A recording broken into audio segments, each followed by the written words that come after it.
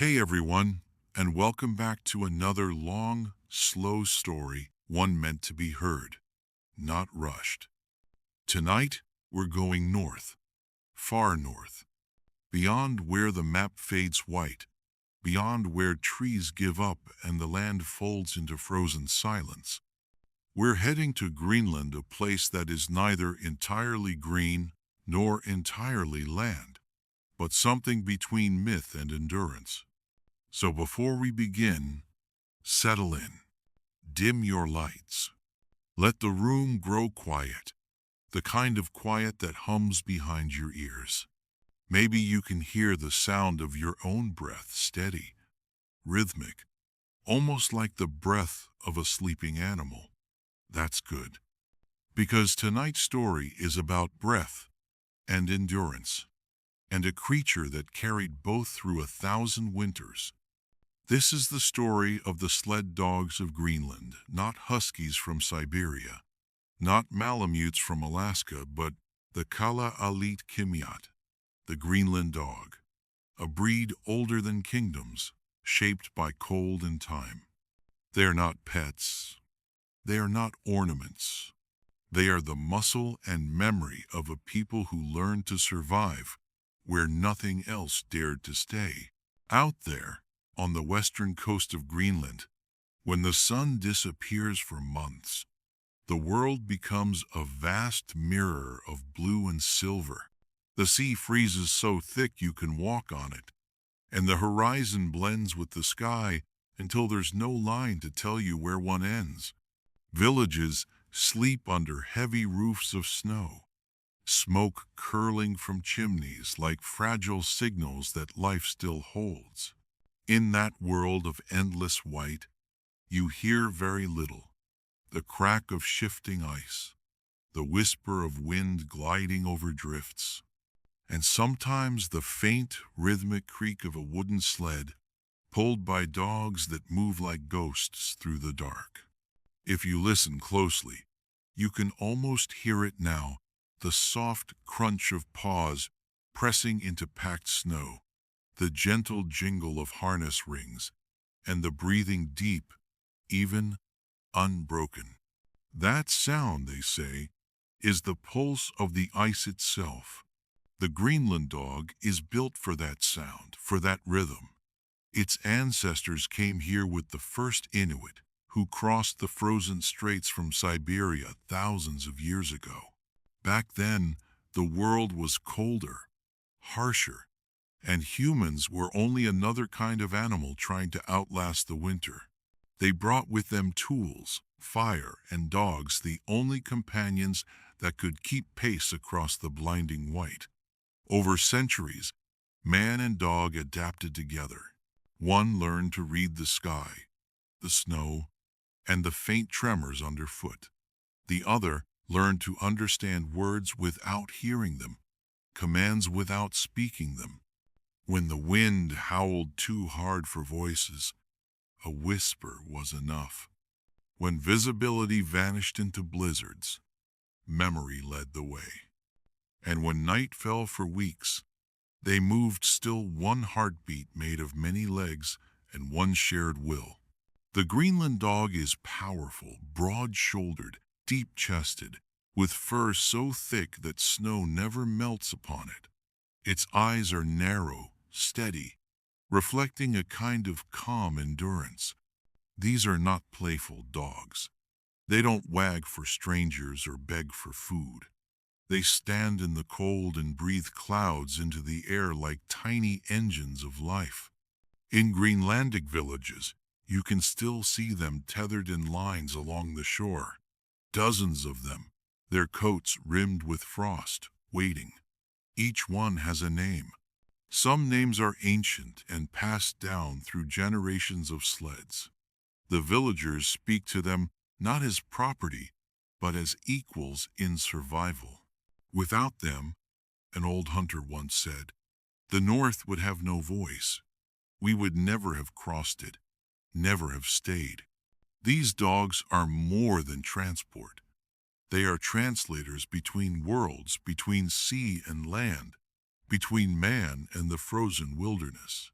They can sense thin ice before it cracks, smell a seal breathing under a meter of snow, or guide a musher home through storms that erase all traces of direction. It's said that when a man dies lost on the ice, the soul of a sled dog carries him home. In a place where daylight sometimes refuses to return, warmth is not measured in temperature but in movement. The dogs keep the people moving, carrying food, mail, medicine, even children swaddled in furs. A single team could cross miles of nothingness in temperatures that would stop engines cold. Their endurance isn't a trick of breeding, it's memory, inherited through generations who learned that stillness means death. You might picture them racing under a bright sky, like postcards of adventure. But the truth is slower, quieter, lonelier. The musher stands behind the sled, wrapped in sealskin, face half frozen, hands gripping the handle. The dogs move in rhythm, breathing as one body.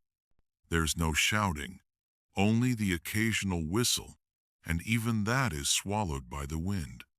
Sometimes, the silence is so deep that it feels like the world has stopped turning. Only the dogs keep it alive. Their paws drum against the snow like the ticking of a clock you can't see.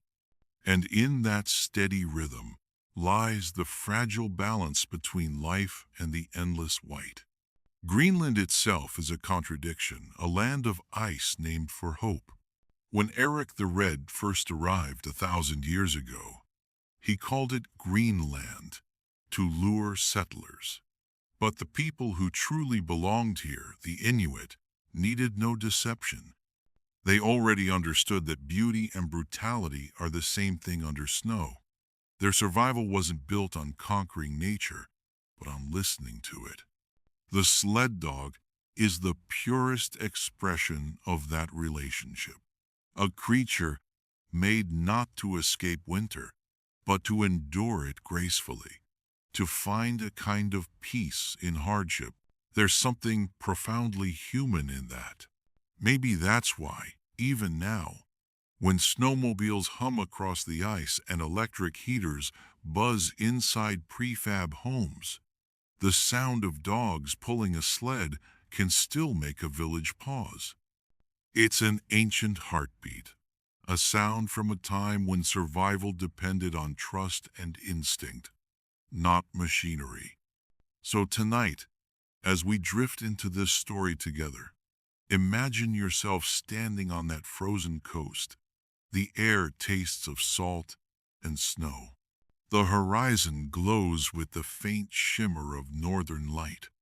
In front of you, a team of Greenland dogs waits, their breath rising like smoke, their bodies tense with quiet strength. The musher gives a low call.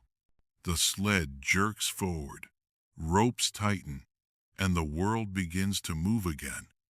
The sound you hear isn't the dogs alone. It's the sound of Greenland itself, ancient, patient, alive. The ice has a pulse, and for as long as these dogs run, it keeps beating. You can still hear them breathing. That same steady rhythm from the night before, the breath of dogs beneath a sky that never quite grows light. But tonight, that sound carries you backward, through snow and memory, to when the world was new to people like you, back before names, before maps, before even the idea that land could belong to anyone. You are standing on the edge of something vast, not a country, not yet, just an unending sheet of ice that hums faintly beneath your boots. The wind comes low and wide, rolling over the earth as if it remembers more than it should. You pull your hood closer, and for a moment you wonder, what did the first people see when they looked across this? They didn't call it Greenland then. They didn't call it anything. They simply walked north, following the migration of seals, caribou, and something else, something walking beside them, panting quietly, leaving paw prints where the snow was soft. The dogs came before the story. They weren't the sleek, bright-eyed huskies you see on postcards. They were rougher, leaner, shadows with ribs and sharp eyes that gleamed when the fire caught them. Their fur was the color of storm clouds and bone. When they howled, the ice seemed to answer. You imagine one of them now, a creature half wolf, half memory padding beside a human figure wrapped in furs. Neither of them entirely trusts the other, but both understand the same thing. Cold doesn't care who you are. That's where the partnership began, not out of affection, but necessity. You have food. They have teeth. You have fire. They have speed. Together, you make something like survival. When the first hunters crossed the frozen bridge that once linked Siberia and the Americas, they didn't know they were changing history. They were just following game. The air was sharper then, the ice thicker. Mammoths still wandered somewhere south, and the sea was locked beneath a crust of glass so wide that it looked like forever. They carried little bone tools, a few sealskin tents, and the dogs. Always the dogs. The people didn't lead them, they traveled together, each pretending the other needed them more. At night, the humans slept in circles. The dogs curled along the edge, tails covering their noses. The breath of each rose like faint smoke, meeting in the middle, becoming a single cloud that hung low over the camp before dissolving into darkness. That was the first warmth humanity didn't build with fire. You can still feel it when you breathe the heat of that long-ago pact, buried somewhere deep in the species. Of course, if you were to ask the dogs, they'd tell you they'd domesticated you. Humans, after all, are slow, clumsy creatures that fall through snow too easily and spend half their energy trying to keep fires alive. Dogs don't need fires. They are fires small, loyal furnaces burning under fur and bone. So they let you tag along. Over time, they learned the meaning of your hand gestures, the rhythm of your breath when danger was near, the way your voice rose just before a seal surfaced. And you learned their eyes, how one twitch meant hunger, another meant fear, and a long, steady stare meant they'd already spotted something you hadn't. It's strange to think that language might have started that way, not with words, but with shared cold. Somewhere centuries later, in a land of endless white and weak sunlight, you find yourself standing beside a man who calls himself hunter, builder, father. He's Inuit, though he wouldn't use that word yet, just a person among people, trying to live. He's lashing driftwood together with rawhide, building something that looks like a frame for a boat, but longer, flatter, a sled. His dogs watch from the snowbank, heads tilted, tails twitching. They've seen him do this before. They know what it means. Soon there will be movement again, wind in their faces, the thrill of pulling through powder, the wild joy of not standing still. You watch as he knots the final line. Each rope, each loop, tells a story older than his tongue can speak. The dogs start to whine, low and impatient, the way thunder gathers before it strikes. He smiles faintly, not at them, but at the silence about to be broken. When he finally steps behind the sled and gives the command, it isn't a shout. It's almost gentle, the sound of a name carried on breath. Aja, go. And just like that, the white begins to move. They say every sled dog carries the blood of wolves, not in some romantic way, but literally, biologically. Somewhere far back in the dark corridors of evolution, There was no border between the two. Wolves began trailing humans for scraps. Humans began tolerating wolves for warning barks, and together they created something that was neither. The Greenland dog still remembers that duality. Watch one long enough, and you'll see it the tension between loyalty and freedom. They love you, but only because they've decided to. They obey, but never completely. Somewhere behind their eyes is the awareness that, if the world ended tonight, they'd survive longer than you. It's humbling. It's also strangely comforting. Maybe that's why the Inuit never tried to make their dogs gentle. They didn't need gentleness. They needed resilience, memory, and the uncanny sense of direction that comes from living in a world with no landmarks.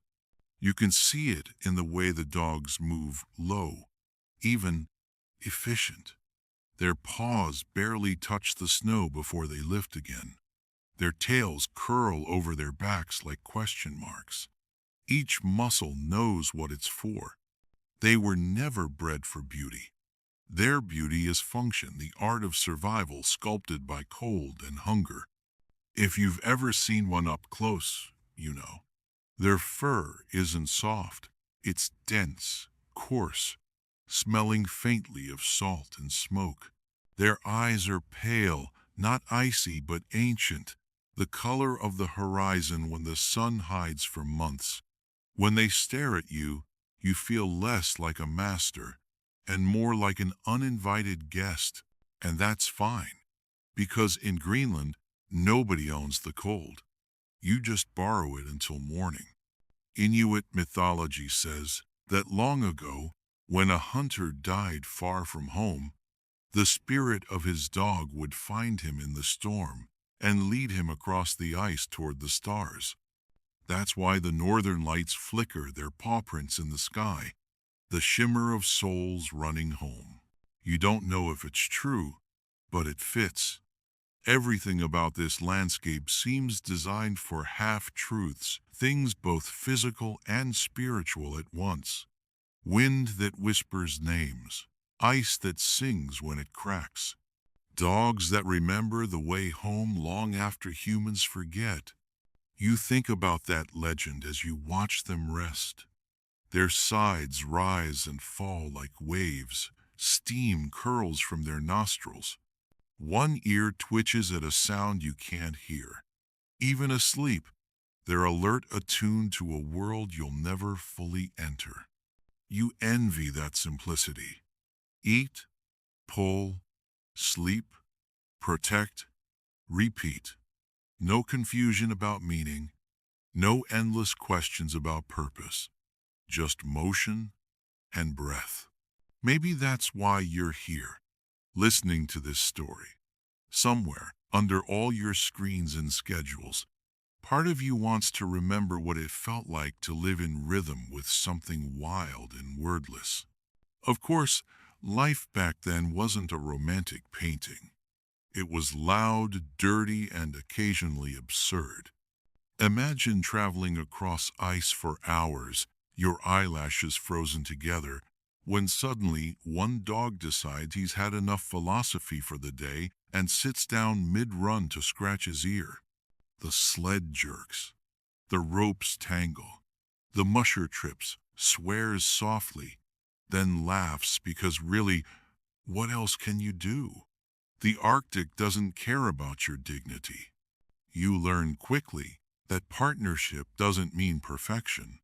It means forgiving the chaos that keeps you alive. Every team has its troublemaker, the one who steals fish from the drying rack, who refuses to wait his turn in harness, who decides halfway through the run that the scenery to the left looks more interesting. And yet, without that spirit, the pack loses something essential. The spark of defiance that reminds them they're still animals, not machines. It's funny people always talk about taming nature, but in Greenland, the relationship is reversed. Nature tames you. The dogs just supervise. By now, The sleds have become essential. Without them, you couldn't hunt, trade, or visit neighboring camps. In a world of shifting snow and frozen seas, the sled is the only road that ever exists, one that must be rebuilt every morning. The people don't waste time thanking the dogs aloud. Gratitude here is quiet, practical. A scrap of meat thrown their way, a moment's rest before the next run, a hand resting briefly on a thick furred neck, rough and wordless. Still, there's affection buried under the frost. At night, when the wind howls too loud to sleep, you might see a musher step outside, untether one dog, and sit beside it for a while, not for company, exactly, but for perspective, to remember that warmth isn't always human-shaped. You sit beside them too. In this story, the snow glows faintly under a moon you can't see. Somewhere far off, a seal exhales through a hole in the ice. The dog beside you lifts its head, ears pricking, eyes narrowing. It knows. It always knows. And in that moment, you feel a flicker of understanding, the quiet covenant between species that outlasted the last ice age. They pulled your ancestors across continents. They warmed your hands in sleep. They died for you when food ran low. And somehow, even now, they're still here tied to sleds, or waiting on shorelines, watching the modern world hum past them with snowmobiles and engines. The partnership has outlived almost everything else. You might think that such endurance deserves a monument, but there's no statue for them. The Arctic doesn't keep trophies. It keeps memories carved in snow, fleeting, invisible, renewed every storm. And if you listen carefully, you can still hear it tonight. The soft panting of the first dogs, the sound of paws pressing into history. You realize that all of this, the journeys, the myths, the survival, began not with invention, but with a single moment of shared trust between species.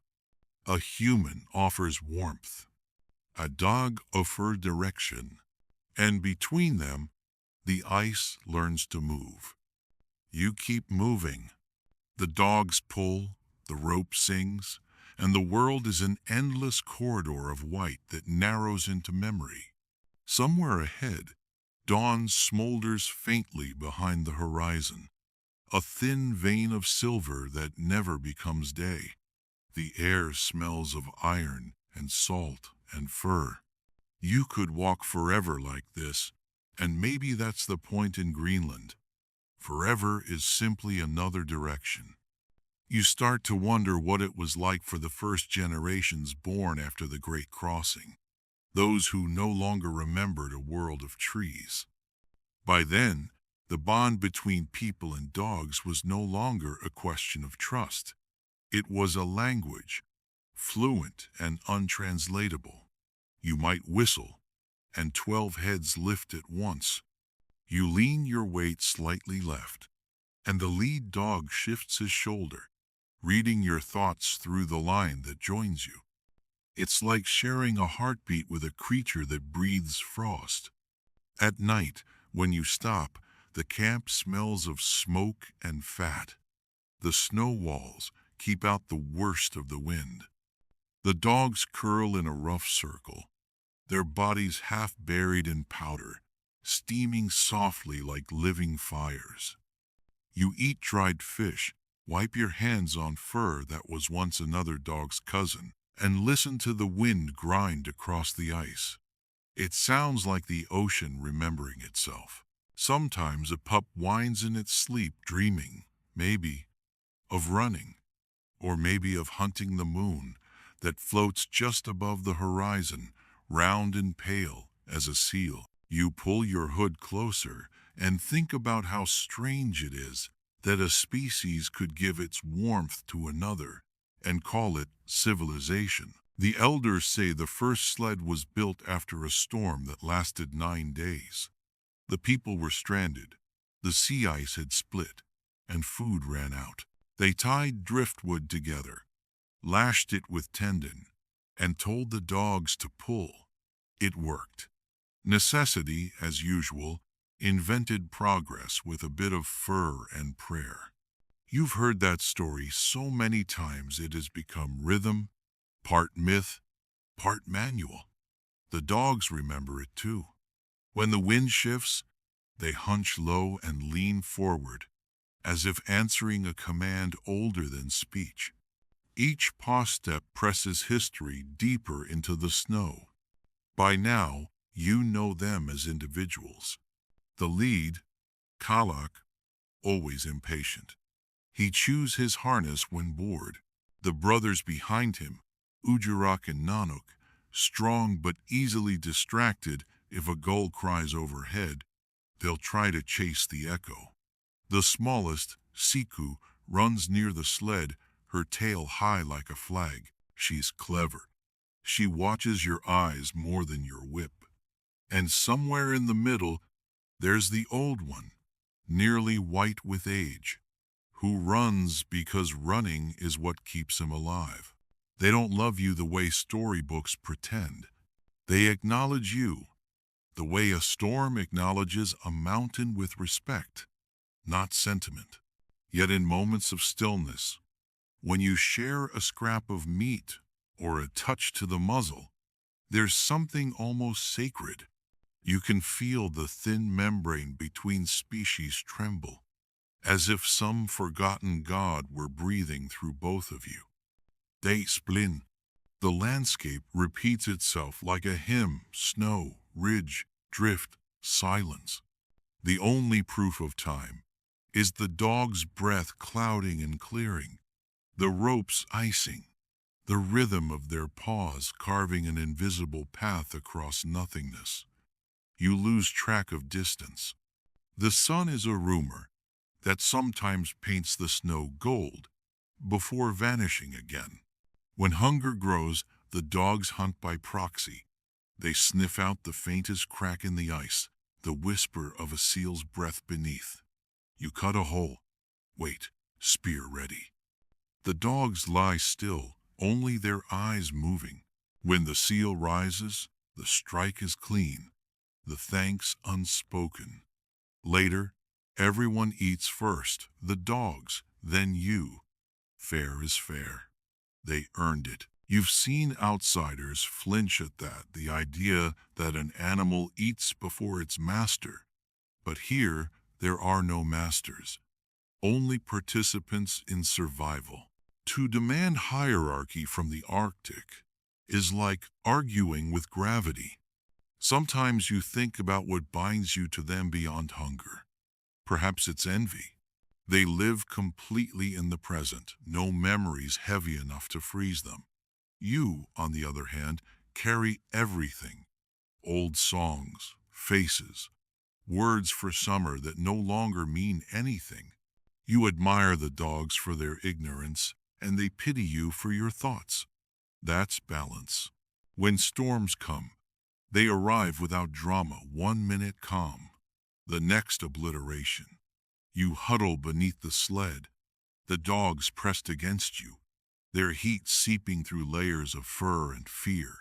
The wind screams like a god having a tantrum. Snow fills your hood, your nostrils, your ears. You can't see your own hands.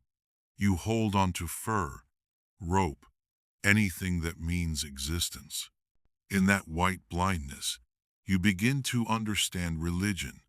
It's not about temples or rules. It's about gratitude for still being warm. When the gale finally passes, you crawl out, covered in frost, and the world is remade. Drifts have moved, the landscape rearranged. But the dogs rise, shake off snow, stretch, and look at you as if asking, "Well, shall we?" You nod. The harness creaks. Life continues. Generations pass like sled tracks buried by fresh snow. Villages grow where hunting camps once stood. Children learn to tie knots before they learn to write. Songs evolve low chants that keep rhythm with the dog's pace. You hum them now without thinking, syllables that mean nothing except don't stop. You notice that even myths adapt. There's one about a girl who fell in love with a dog that was half spirit, half wolf. They had children who could speak to both humans and beasts, the first of the mushers. It sounds absurd until you realize it's just a metaphor for cooperation. Love, after all, is a kind of translation. Another tale says each dog carries a spark of the northern lights in its chest. When they run, those lights pulse faster. When they die, the sky flickers to welcome them home. You look up. The aurora ripples green across the black, a celestial leash stretching over the world. Maybe it's true. Science is only mythology that learned to count. Sometimes you meet traders from the south. They come with strange tools and stranger eyes, expecting pity or awe. They ask if it's lonely, living among snow and silence. You shrug. How do you explain that silence here is companionship?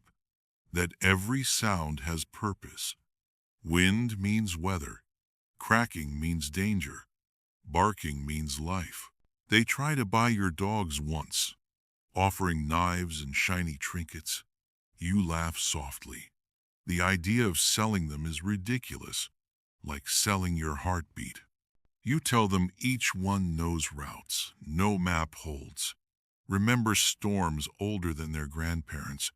They leave uneasy, muttering that you talk about animals as if they were people. You don't bother correcting them. You're not the one confused. Years roll like snow under sled runners. The dogs breed, die, return as pups.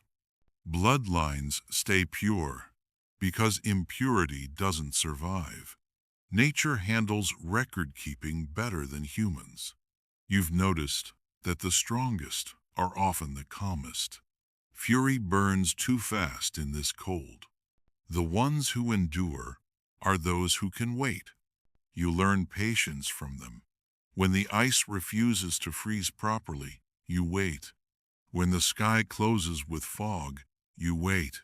The dogs sleep, conserving strength. They don't complain. They simply exist. A living argument against panic. At times, you envy their faith. They never question the trail. They follow scent, rhythm, the pull of habit, the invisible path carved by generations before. You, meanwhile, keep wondering if the world has meaning beyond motion. They'd tell you, if they could, that motion is meaning. One evening, you camp near a cliff where the wind sings through cracks like flutes. The dogs settle, noses under tails.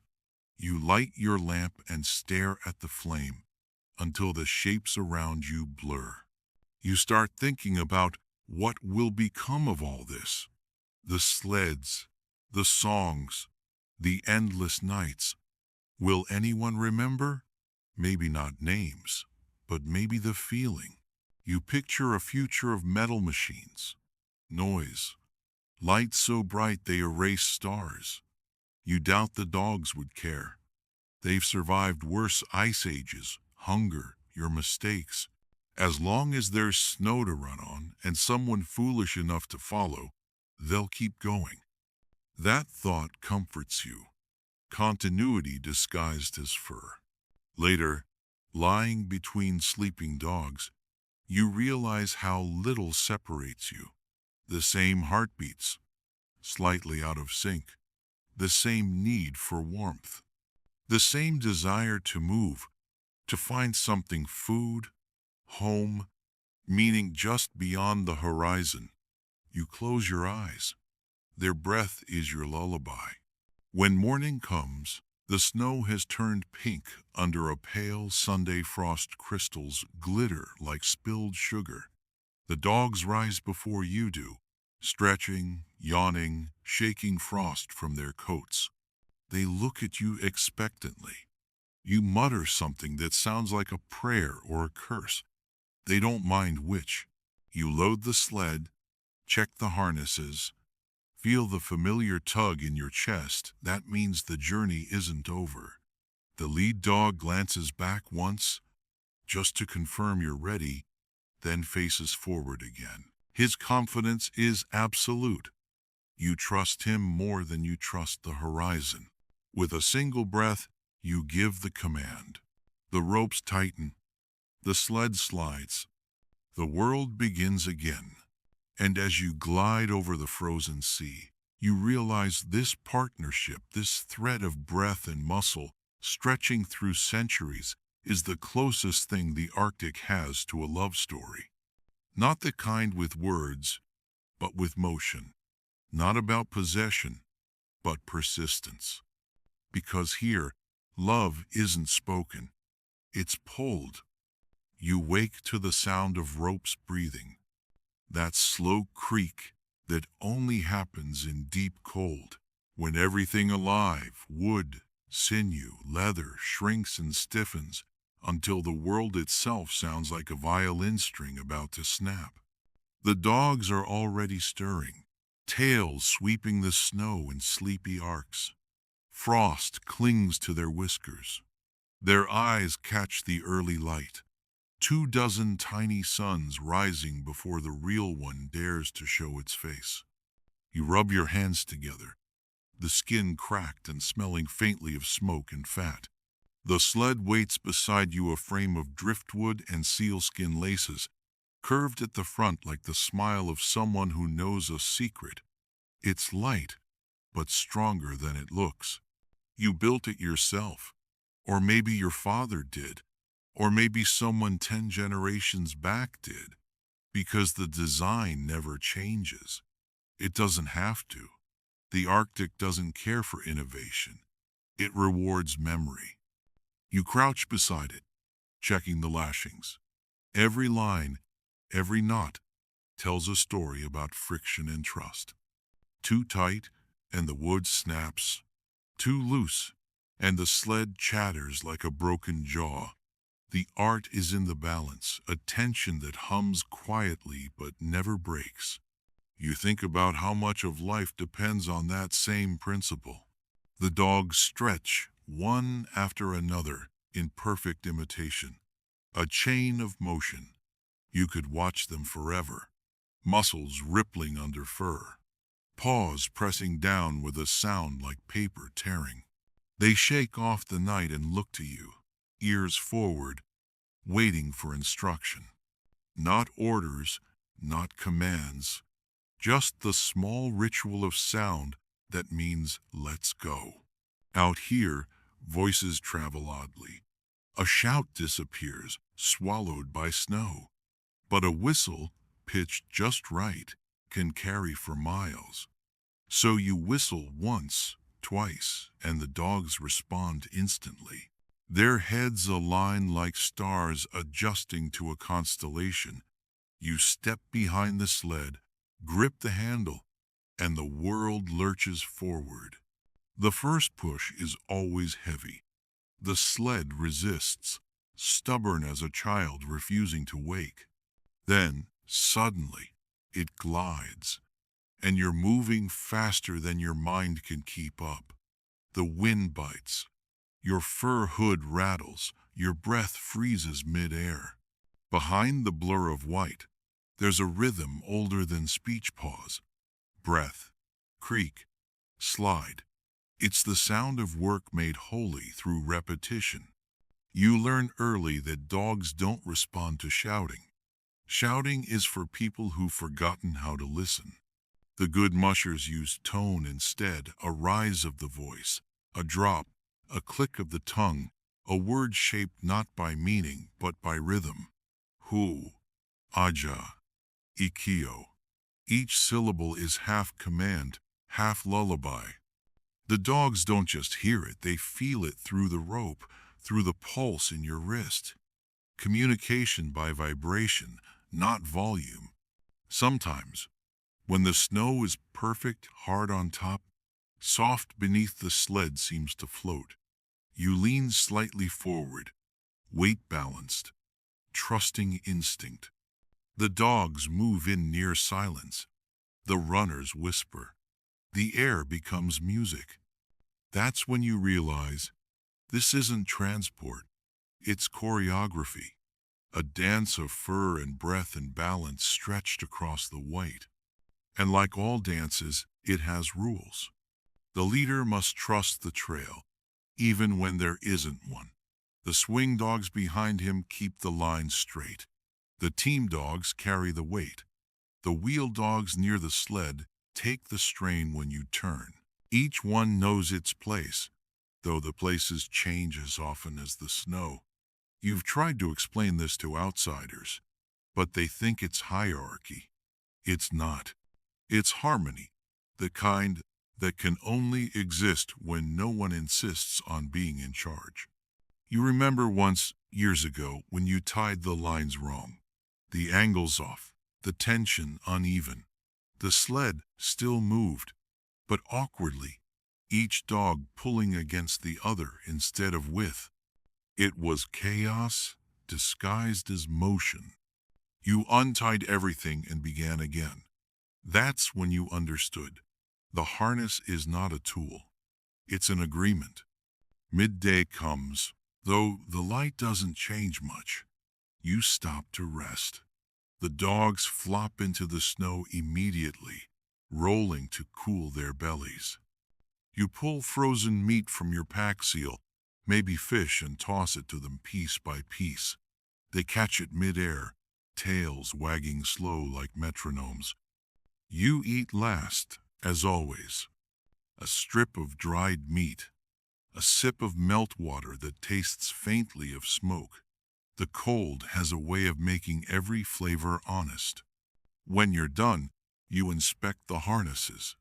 Each strap is made from sealskin or reindeer hide, hand-cut, rubbed with oil so it won't crack. You repair small tears with sinew, fingers numb but precise. The dogs watch you, eyes following each motion. They know maintenance is survival. In this place, neglect is a form of suicide. You run your hand along the line that connects you to them. It's not metaphorical, a literal line of rope binding your fate to theirs.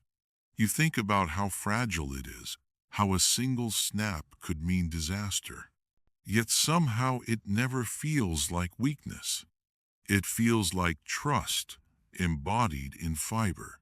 You've heard Southerners romanticize this life, the freedom of the Arctic, the purity of snow. You laugh quietly when they say that. There's no freedom here, only obligation, the kind that keeps hearts beating. But there is beauty. In the same way there's beauty in breathing. You don't notice it until you stop. The sled, the dogs, the cold, they're not scenery, they're rhythm. Without them, the world loses its beat. You once asked an elder why the sled dogs never ran away. He smiled, showing more wrinkles than teeth, and said, "Where would they go?" You think about that a lot. Maybe belonging isn't about fences. Maybe it's about knowing that every path eventually circles home. By evening, the light begins to fade again. The horizon turns the color of old bone. The dogs slow, their breath heavy, steam billowing from open mouths. You murmur encouragements, not words, just sounds. A hum, a click, a drawn-out note that means almost there. They answer by leaning into the harness harder, as if to prove they've heard your thought before you had it. When you finally stop, you drive the sled into snow to anchor it. The dogs collapse in place, tongues lolling, eyes half closed. You unhook each one carefully, rubbing their necks where the straps pressed. They lean into your hands, heavy and trusting. The camp fills with small noises, panting, rope settling, the faint crackle of ice forming again where warmth briefly existed. You light your lamp. Its glow spills over the sled, turning the lines of rope into veins of gold. You see how intricate they are, loops, knots, crossings, a geometry of endurance. You realize this web of lines mirrors the relationships that hold the village together. Tension balanced by flexibility, strength disguised as softness. You sit beside it for a while, just breathing. The dogs sleep, their tails twitch in dreams. The lamp flickers, casting your shadow long across the snow. From above, you imagine it must look like a constellation, one small human figure trailing behind a scattering of stars. And maybe that's all life is here. Movement through darkness, guided by creatures who remember the way. The morning starts before you do. A dog yawns, then another, and the chain reaction of breath wakes the world. Their bodies stretch in unison, a rustle of fur and muscle and snow. You open your eyes to a sky the color of pewter and ash, no sunrise, just a slow brightening of silver. You've learned that time here isn't something you measure, it's something you endure.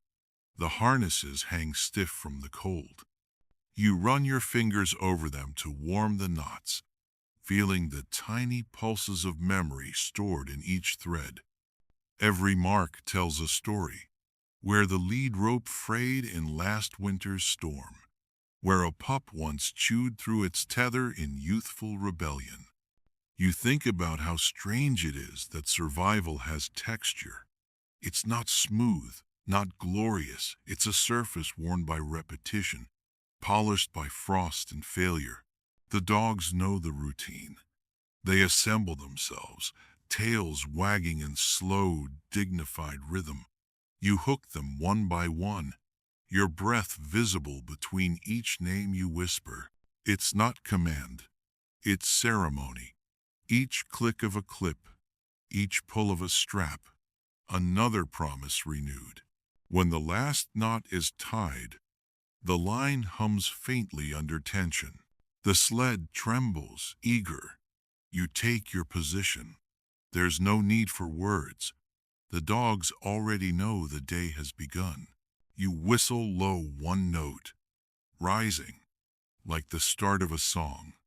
The lead dog surges forward, and the world begins to move again. The sled carves through crusted snow, runners singing softly, the air slicing against your cheeks. There's something hypnotic about it, this endless forward motion. It demands no thought, only presence. You lean into turns, anticipate shifts in terrain by feel. The dogs adjust before you do, reading vibrations through the ropes. It's a conversation conducted entirely in tension and release. For hours, you travel across nothing recognizable. The sea ice stretches endlessly, a pale desert glittering with shards of light. There are no roads, no markers, only the distant line where the earth kisses the sky. And yet the dogs never hesitate. You envy that certainty. Humans invented doubt because we stopped trusting instinct. Sometimes you test them. You feign confusion, tug the brakes slightly. The leader glances back once, not with irritation, but pity. Then he turns forward again, nose to wind, because he knows better. You laugh softly into your scarf. It's humbling to be the less reliable species. By midday, the wind shifts, bringing the smell of the coast salt, kelp, the ghost of open water. You realize the ice beneath you is thinner here, sighing faintly under the sled's weight. The dogs sense it too. Their paws spread wider, steps shorter, pace cautious. No command needed. You ease the sled toward higher ground. The rhythm slows but never stops. Even danger here moves to a steady beat. Halfway up the ridge, one dog falters a small limp, barely noticeable, but you see it. You break, step off, and kneel beside him. His paw is bleeding from an old crack reopened by cold. He watches you quietly while you clean it with snow, wrap it in a strip of cloth cut from your sleeve. His eyes, pale as frozen rivers, never blink. When you finish, he licks your gloved fingers once, then stands. No gratitude, no theatrics, just readiness. You smile. Out here, kindness is measured in continued motion. Later, when the land flattens again, you let the dogs run harder. The sled gains speed until the wind roars like applause. The ropes tighten, lines straight as arrows. You stand balanced on the runners, knees flexing with each rise and dip. In that moment, there's no separation, not dog, not human, not sled, only one body moving through ice. You think of it as flying without wings, swimming without water, praying without words. And you realize the harness isn't just leather and rope. It's lineage, a physical reminder of connection. Each loop binding you not just to these animals but to every soul that ever moved across this frozen world before you. You remember your grandfather's voice telling you, "Never pull alone. The ice listens better when more than one heart beats on it." He was right. You feel it now, the hum beneath the sled, like distant thunder trapped under glass. It's the heartbeat of Greenland itself, amplified by pause. When evening comes, you find shelter behind a ridge where the wind dies down. The dogs form a loose circle, noses buried in tails. You unpack supplies, light a small lamp. Its flame wobbles, uncertain but persistent. You sit cross-legged beside it, watching the dogs dream. They twitch occasionally, running through some invisible landscape where no harnesses exist. You wonder if in those dreams they still pull you, or if they're free chasing seals, ghosts, the northern lights. Maybe freedom and duty look the same in dreams. You take out a small piece of bone carved with notches, your trail record. Each notch a day, each groove a storm survived. You scratch a new one in. History, reduced to patience and knife marks. Then you hear it, the faint, distant call of another team echoing across the ice. A whistle, too far to see but close enough to feel. You imagine them out there, another musher, another circle of dogs. For a moment you picture all those teams moving across the Arctic, at once invisible lines threading through the white, never intersecting yet somehow connected. The North is a web, and the dogs are its heartbeat. Sometimes, when weather traps you for days, you sit in the shelter and work on harnesses. Repairing them becomes meditation. You melt fat and rub it into the leather, fingers shining with oil. The smell is animal, rich, almost comforting. You hum to yourself, an old tune the elders used to keep rhythm while weaving. Outside, the dogs lie motionless, snow dusting their backs until they look carved from marble. Every so often, one opens an eye to check if you're still there. You nod. They close it again. Trust has a sound. You realize the absence of worry.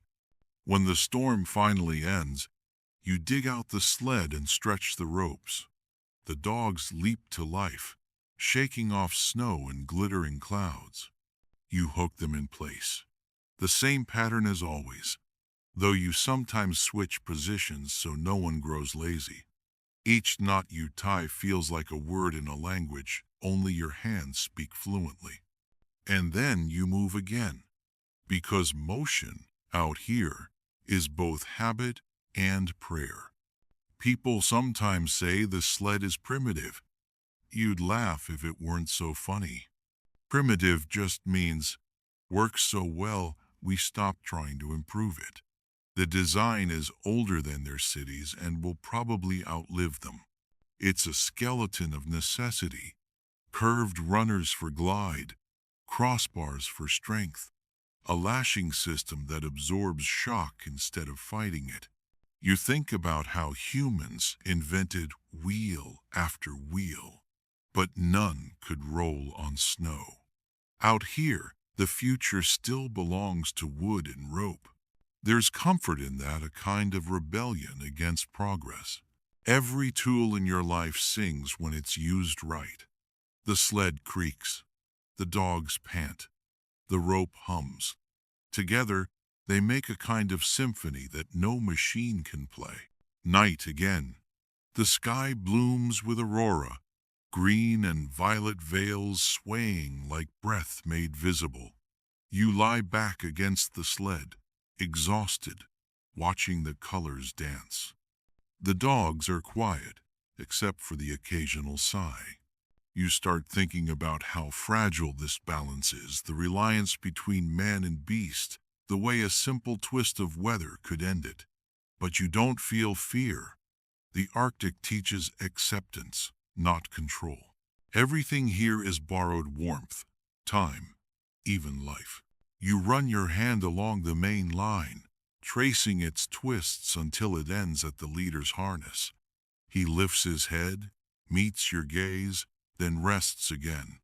That's enough conversation for one lifetime. Tomorrow you'll run again, across the same plains, under the same indifferent sky. And though nothing changes, you'll keep finding something new in the sameness. A slightly different wind, a smoother glide, a moment of laughter when one of the dogs steals your glove and refuses to give it back. That's how survival becomes art, repetition, refined by affection. You close your eyes. The aurora flickers through your lids like green fire. You can still hear the dogs breathing, the faint creak of cooling rope. Somewhere in the dark, a piece of ice shifts, sighing like the earth turning over in its sleep. You smile. The world feels heavy, but not hopeless. The harness holds, the line is strong. And when the wind returns at dawn, you'll rise, whistle once, and the white will start to move again, as it always has, as it always will. You don't remember when it happened, that shift from working beside them to living through them. One day, the dogs were tools. The next, they were heartbeat and memory and meaning stitched into one. It crept up quietly, the way frost grows across a window. One moment, the glass is clear. The next, you're staring at your reflection through a pattern too beautiful to remove. Now, when you wake, you don't listen for the wind. You listen for breath, the slow, patient rhythm of the pack sleeping beside you. The sound is so familiar that silence without it feels wrong, like a missing word in a prayer. You reach out and brush snow from the nearest flank. The fur is rough, warm, alive. The dog twitches once, then sighs, curling deeper into sleep. You smile without meaning to. It's a small moment, but in this world, small moments are all that keep the cold from winning. Each dog has a name, though half the time you never speak it aloud. Names here are not for ownership. They're for recognition, like melodies. There's Kalak again, the proud one, tail high, convinced he could lead the gods themselves if given the chance. There's Siku, whose ears tilt differently every time she's curious, which is always. There's Ujurak, gentle and thoughtful, who breaks up fights before they start. You know their voices the way you know the difference between wind through ice and wind through bone. A single bark from far off tells you everything. Hunger, fear, joy, warning. You don't think about translation anymore. You just understand. That's what years of breathing the same air does. It makes language unnecessary. You once tried to explain this to a visitor from the south. He nodded politely, took notes, asked for objective measures of trust. You wanted to tell him trust doesn't have units. It has eyes. And those eyes are watching you now, glowing faintly in the low light, reflecting back everything you've ever done, the good, the bad, and the moments when you almost gave up. You learned long ago that trust isn't taught, it's traded. You give it, a little at a time, until the dogs decide you've earned it back. And once you have, you guard it more fiercely than any weapon. Because out here, trust is the weapon. When the ice moans beneath the sled, you feel it through them first. The lead dog's ears flick, the tails lower slightly, and in that instant, you break without thinking. A heartbeat later, a crack splits the surface just ahead. You exhale, slow, grateful. The dogs look back once, calm, waiting. You nod. No drama, no applause.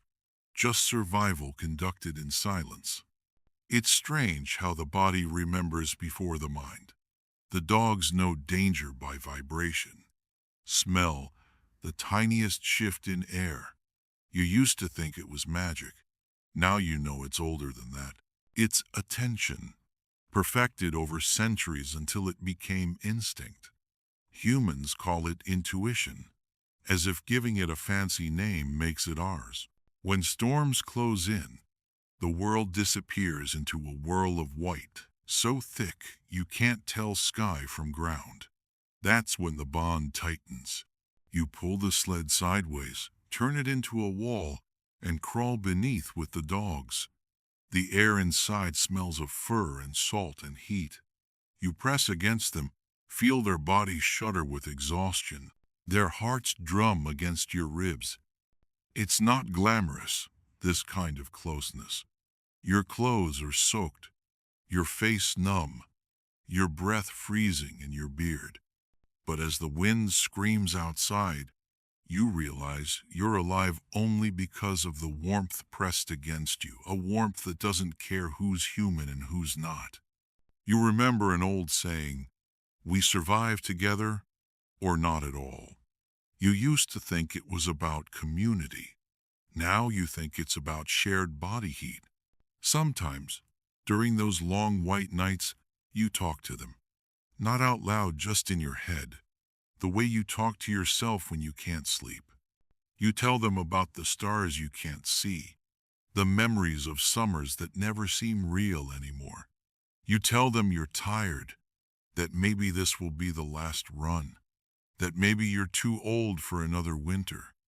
They never answer, of course. They don't need to. They shift closer, lean against your side, sigh. It's their way of saying, then rest. But don't quit. You take the hint. You close your eyes. By morning, the storm is gone.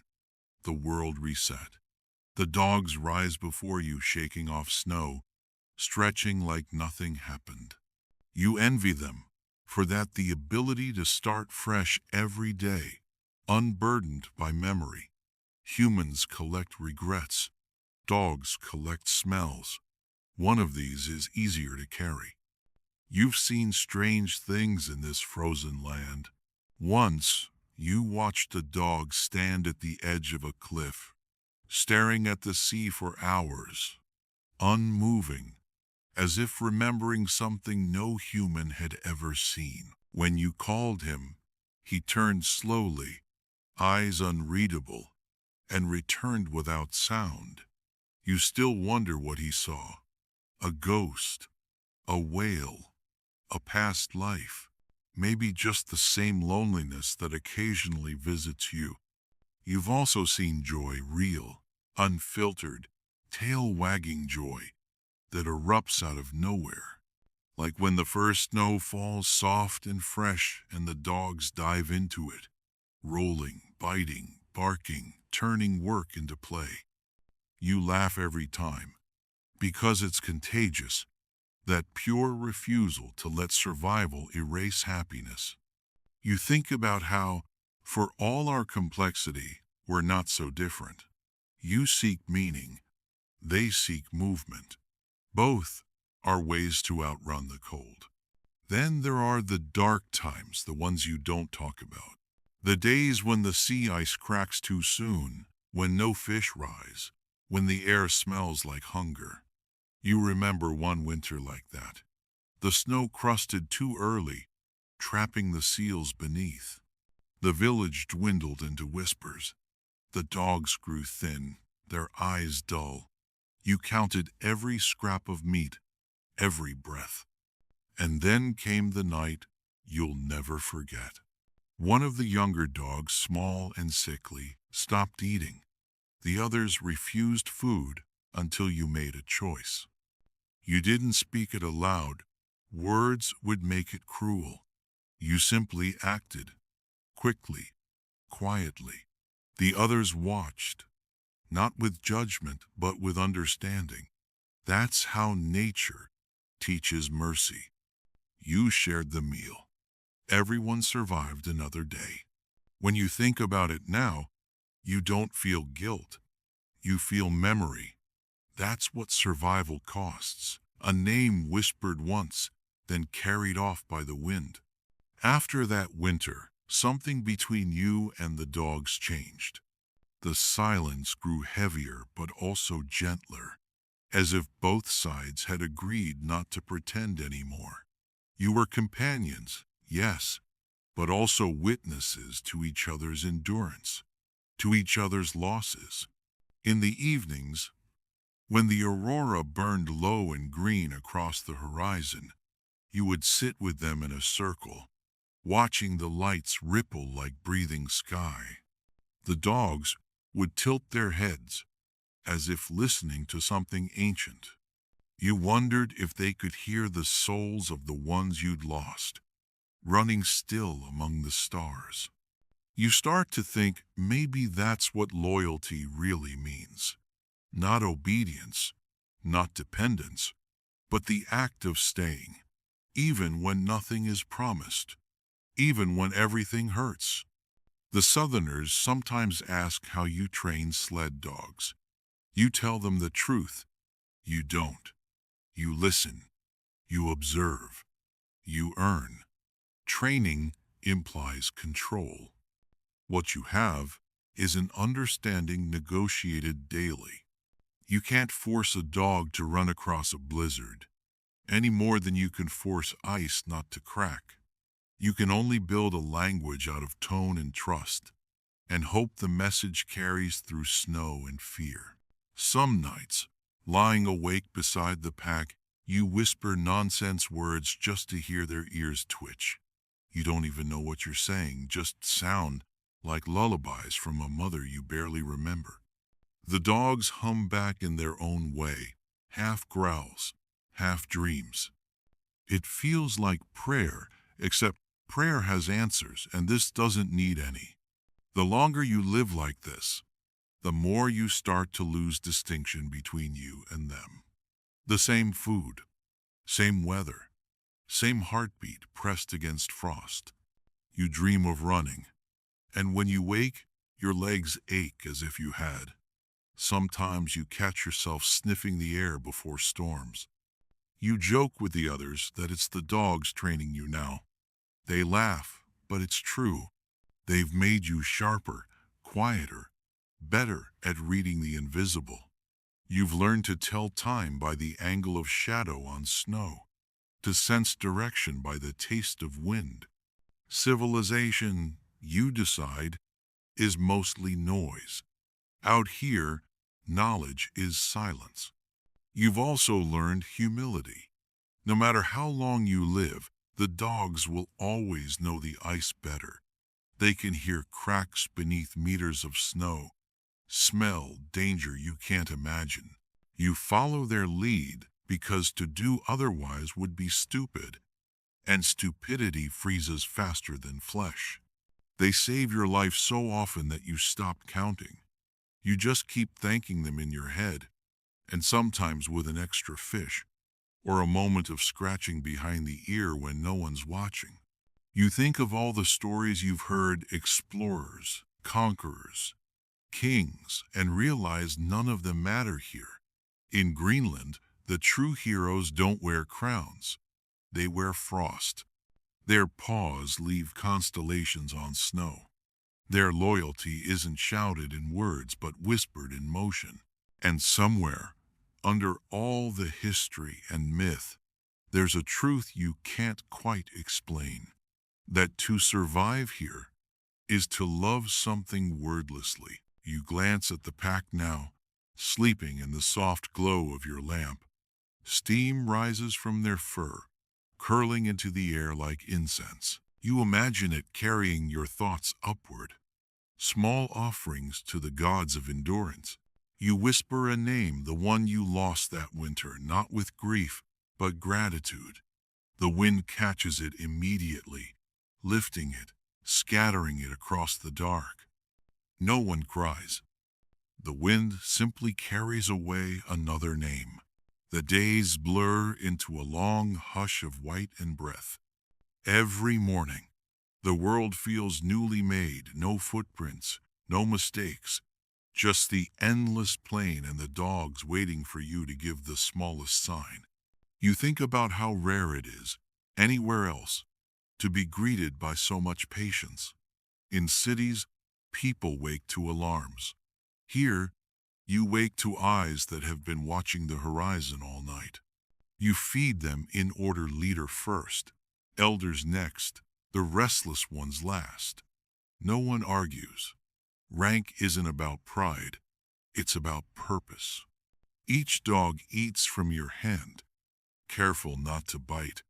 Though the hunger in their bodies could snap bone, you feel the heat of their breath on your wrist, the faint tremor of restraint.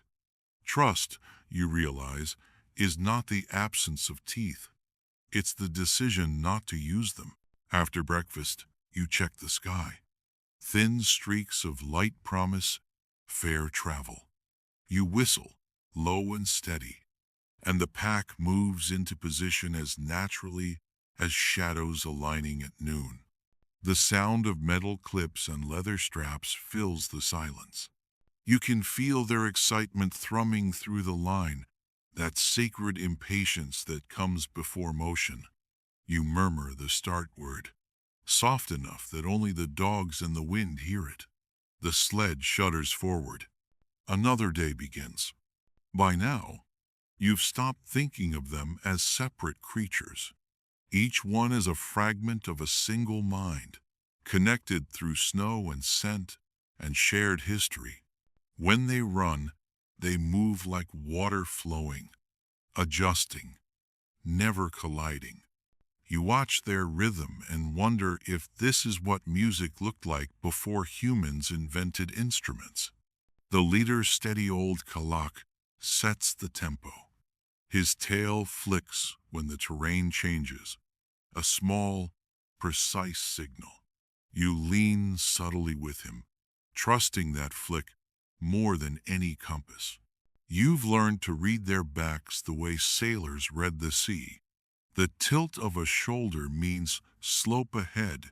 The stiffening of a tail means danger underfoot. You don't think about it anymore. You just follow. Obedience, it turns out, is easier when you love the one you're following. You remember the first time you fell through thin ice. It was early in the season, the kind of day that looked safe because the light was pretty. The dog sensed it, first ears flattening, steps slowing, but you were too focused on the horizon. The crack came quick, sharp, final. The world dropped. Water like knives swallowed your legs. You gasped, too cold for sound. Before panic could bloom, the line went taut. The team didn't bolt. They braced. You saw Kalak crouch low, paws spread wide, growling at physics itself. The others leaned back, muscles locking. The sled stayed. The rope held. Inch by inch, they pulled you out of the hole you'd made in the world. When you finally rolled onto solid ice, coughing, frozen, half laughing, half crying, the dogs simply stared. No celebration, no complaint.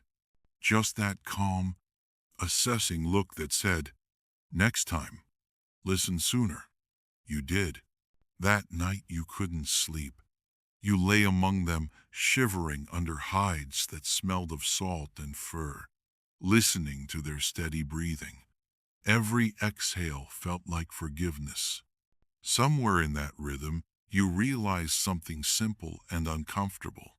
You had never been as loyal to anything as they were to you. You drifted off eventually, and in your dream you saw them running, not pulling a sled, just running across an endless plain of light. Their harnesses glowed, but there was no weight behind them. It was the same motion as always, but free of burden. You woke with frost in your lashes and a strange ache in your chest, the kind that feels like gratitude pretending to be pain. Weeks later, a pup was born in camp. Tiny thing, more noise than body.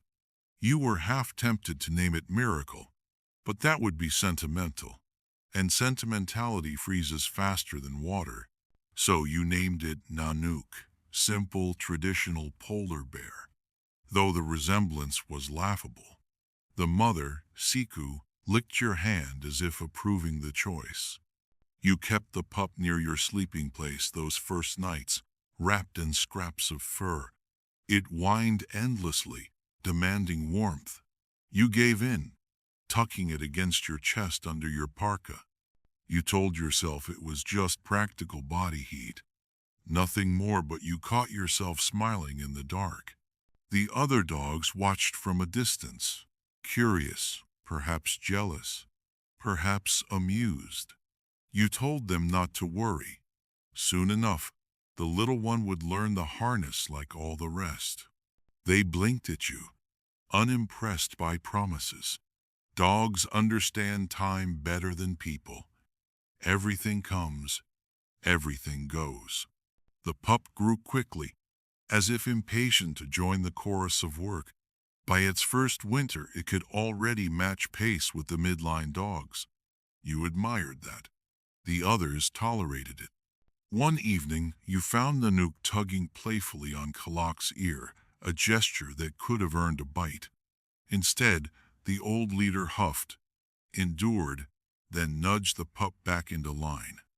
You realized then that even hierarchy here had a kind of kindness.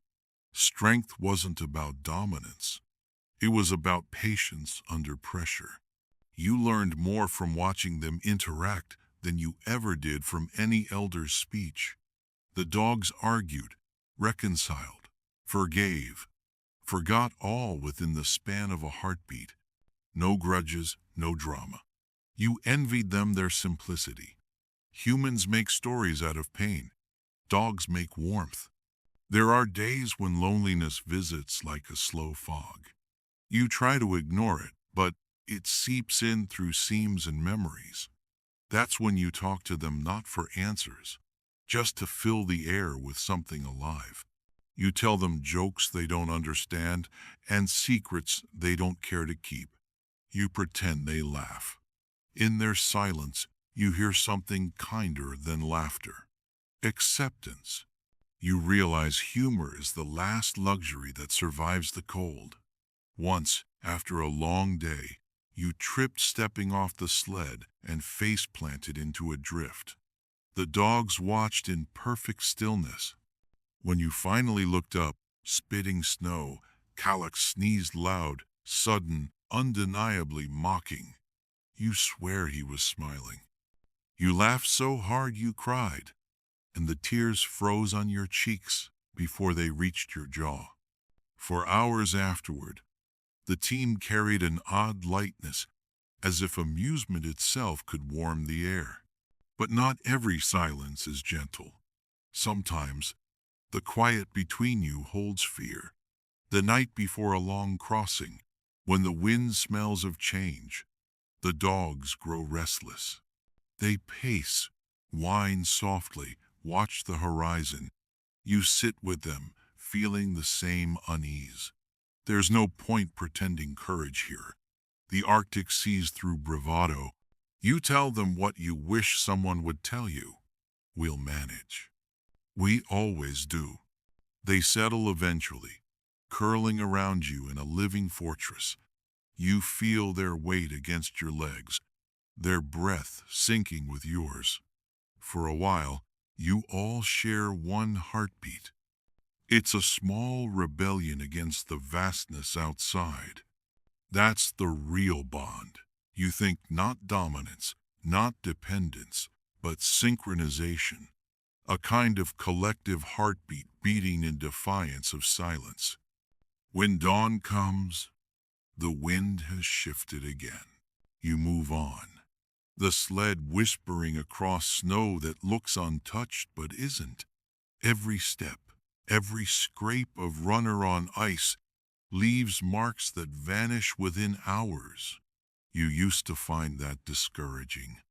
Now you find it comforting. Impermanence here is mercy. Nothing ugly lasts long. The dogs seem to sense your mood. They trot lighter, tongues out, as if teasing you for being philosophical. You mutter that philosophers would freeze to death in a week out here. They bark once agreement, or laughter, or both. That evening you camp near an old cairn, stones stacked by hands long gone. The dogs circle it cautiously, sniffing.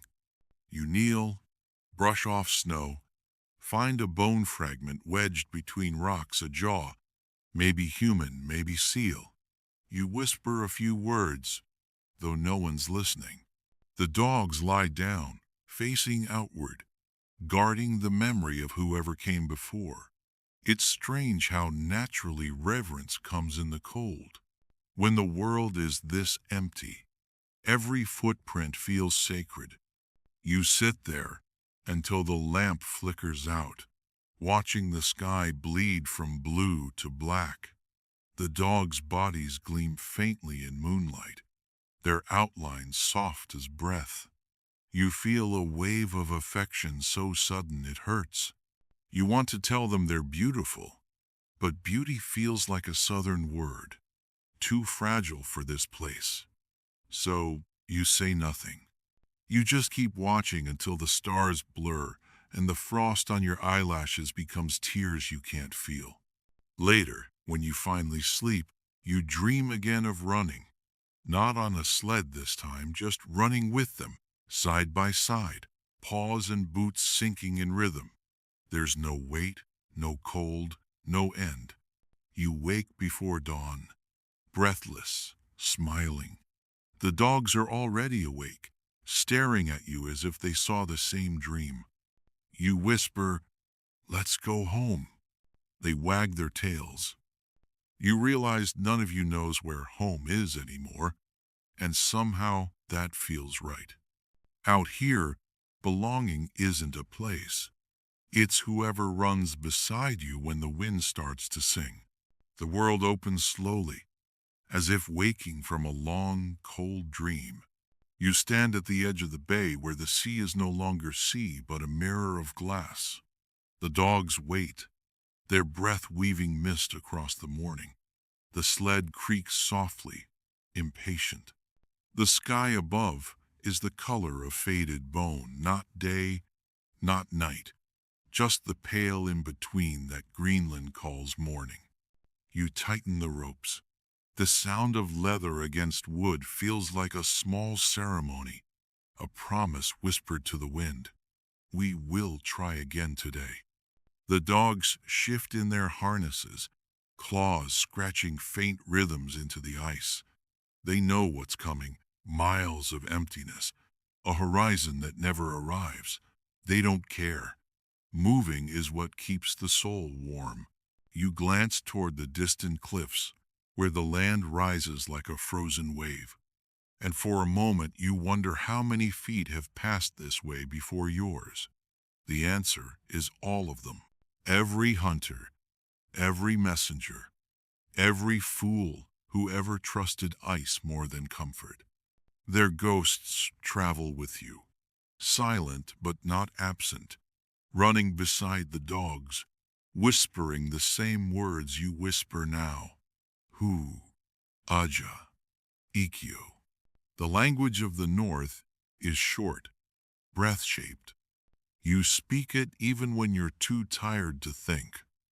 And then the sled moves. At first the sound is everything: pause, breath, the hush of runners over snow. But after a while, you stop hearing it. The noise becomes the air itself, the background heartbeat of a living planet. You fall into rhythm, that strange trance where minutes stretch and hours collapse. You lean forward, knees bent, eyes half closed. You don't steer anymore.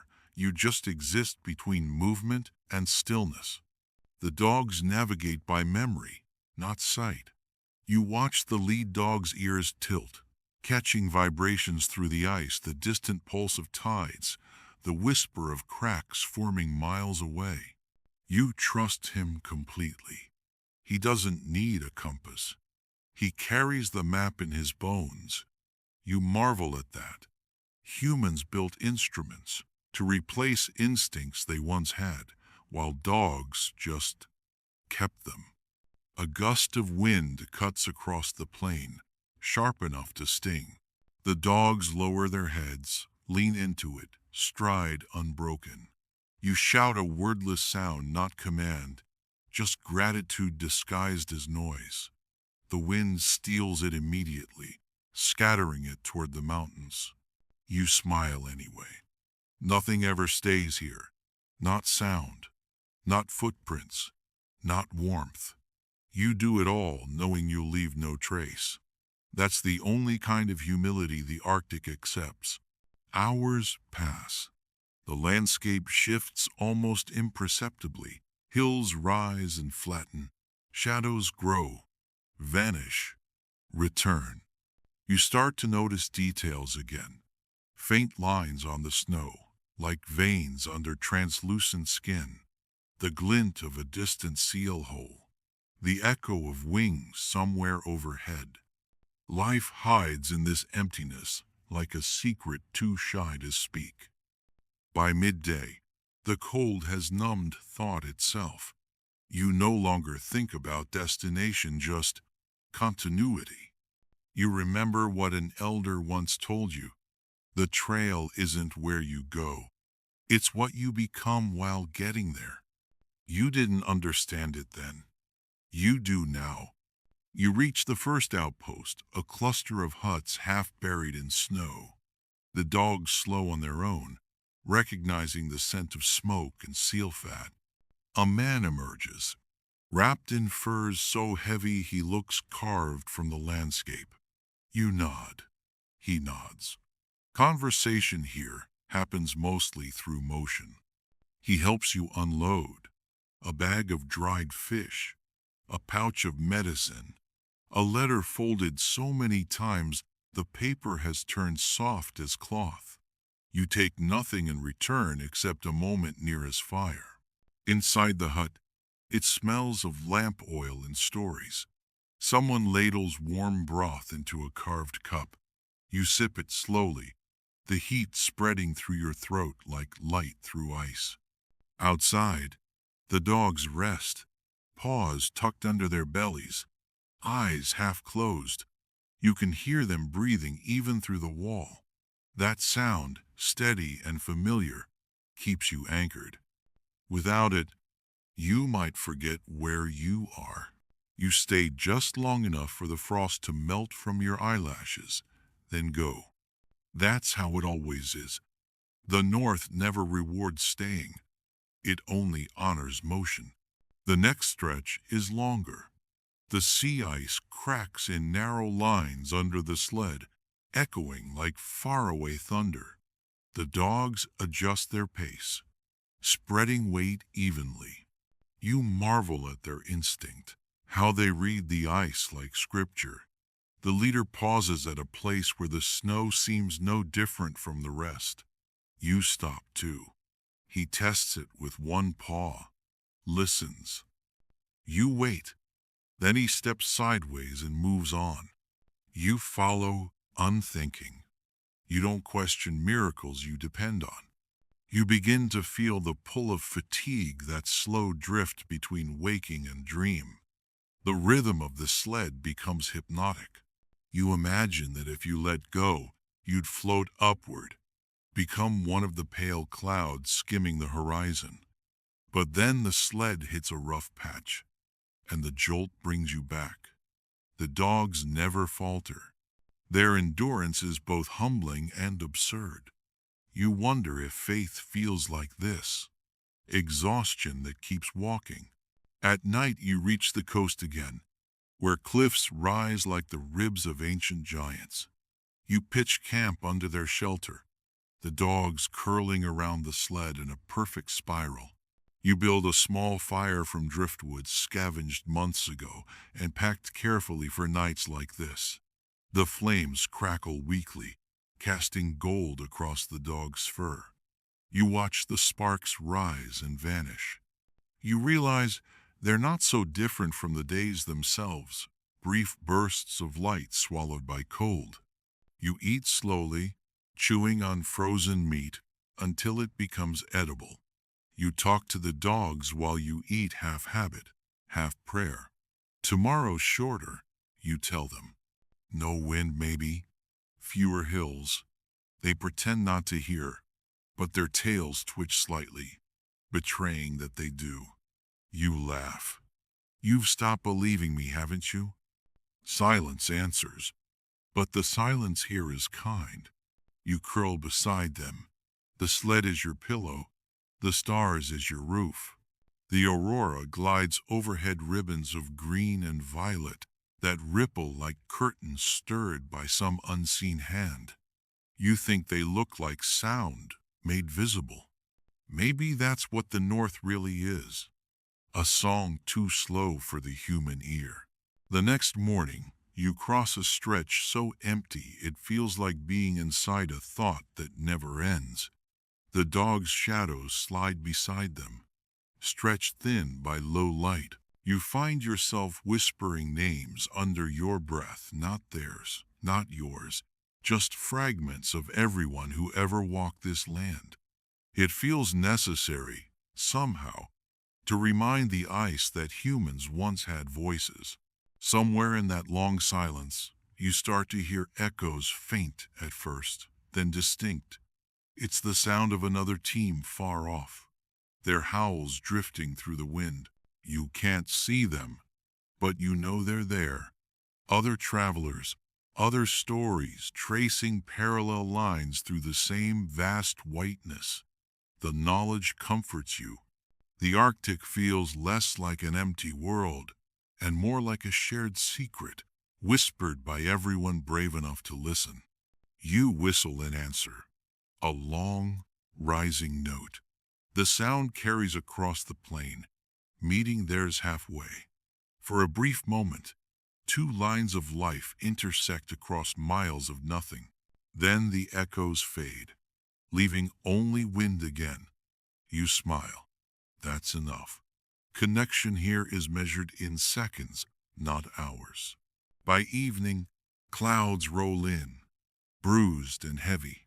The light softens to the color of old pewter. You can smell snow coming sharp, metallic. The dogs sense it too. They quicken, eager to reach shelter before the storm. You push harder, breath rasping in your throat. The first flakes fall sideways, stinging your cheeks. Visibility shrinks to a tunnel of white. You lean forward, eyes on the lead dog, trusting his instincts more than your own. He doesn't hesitate.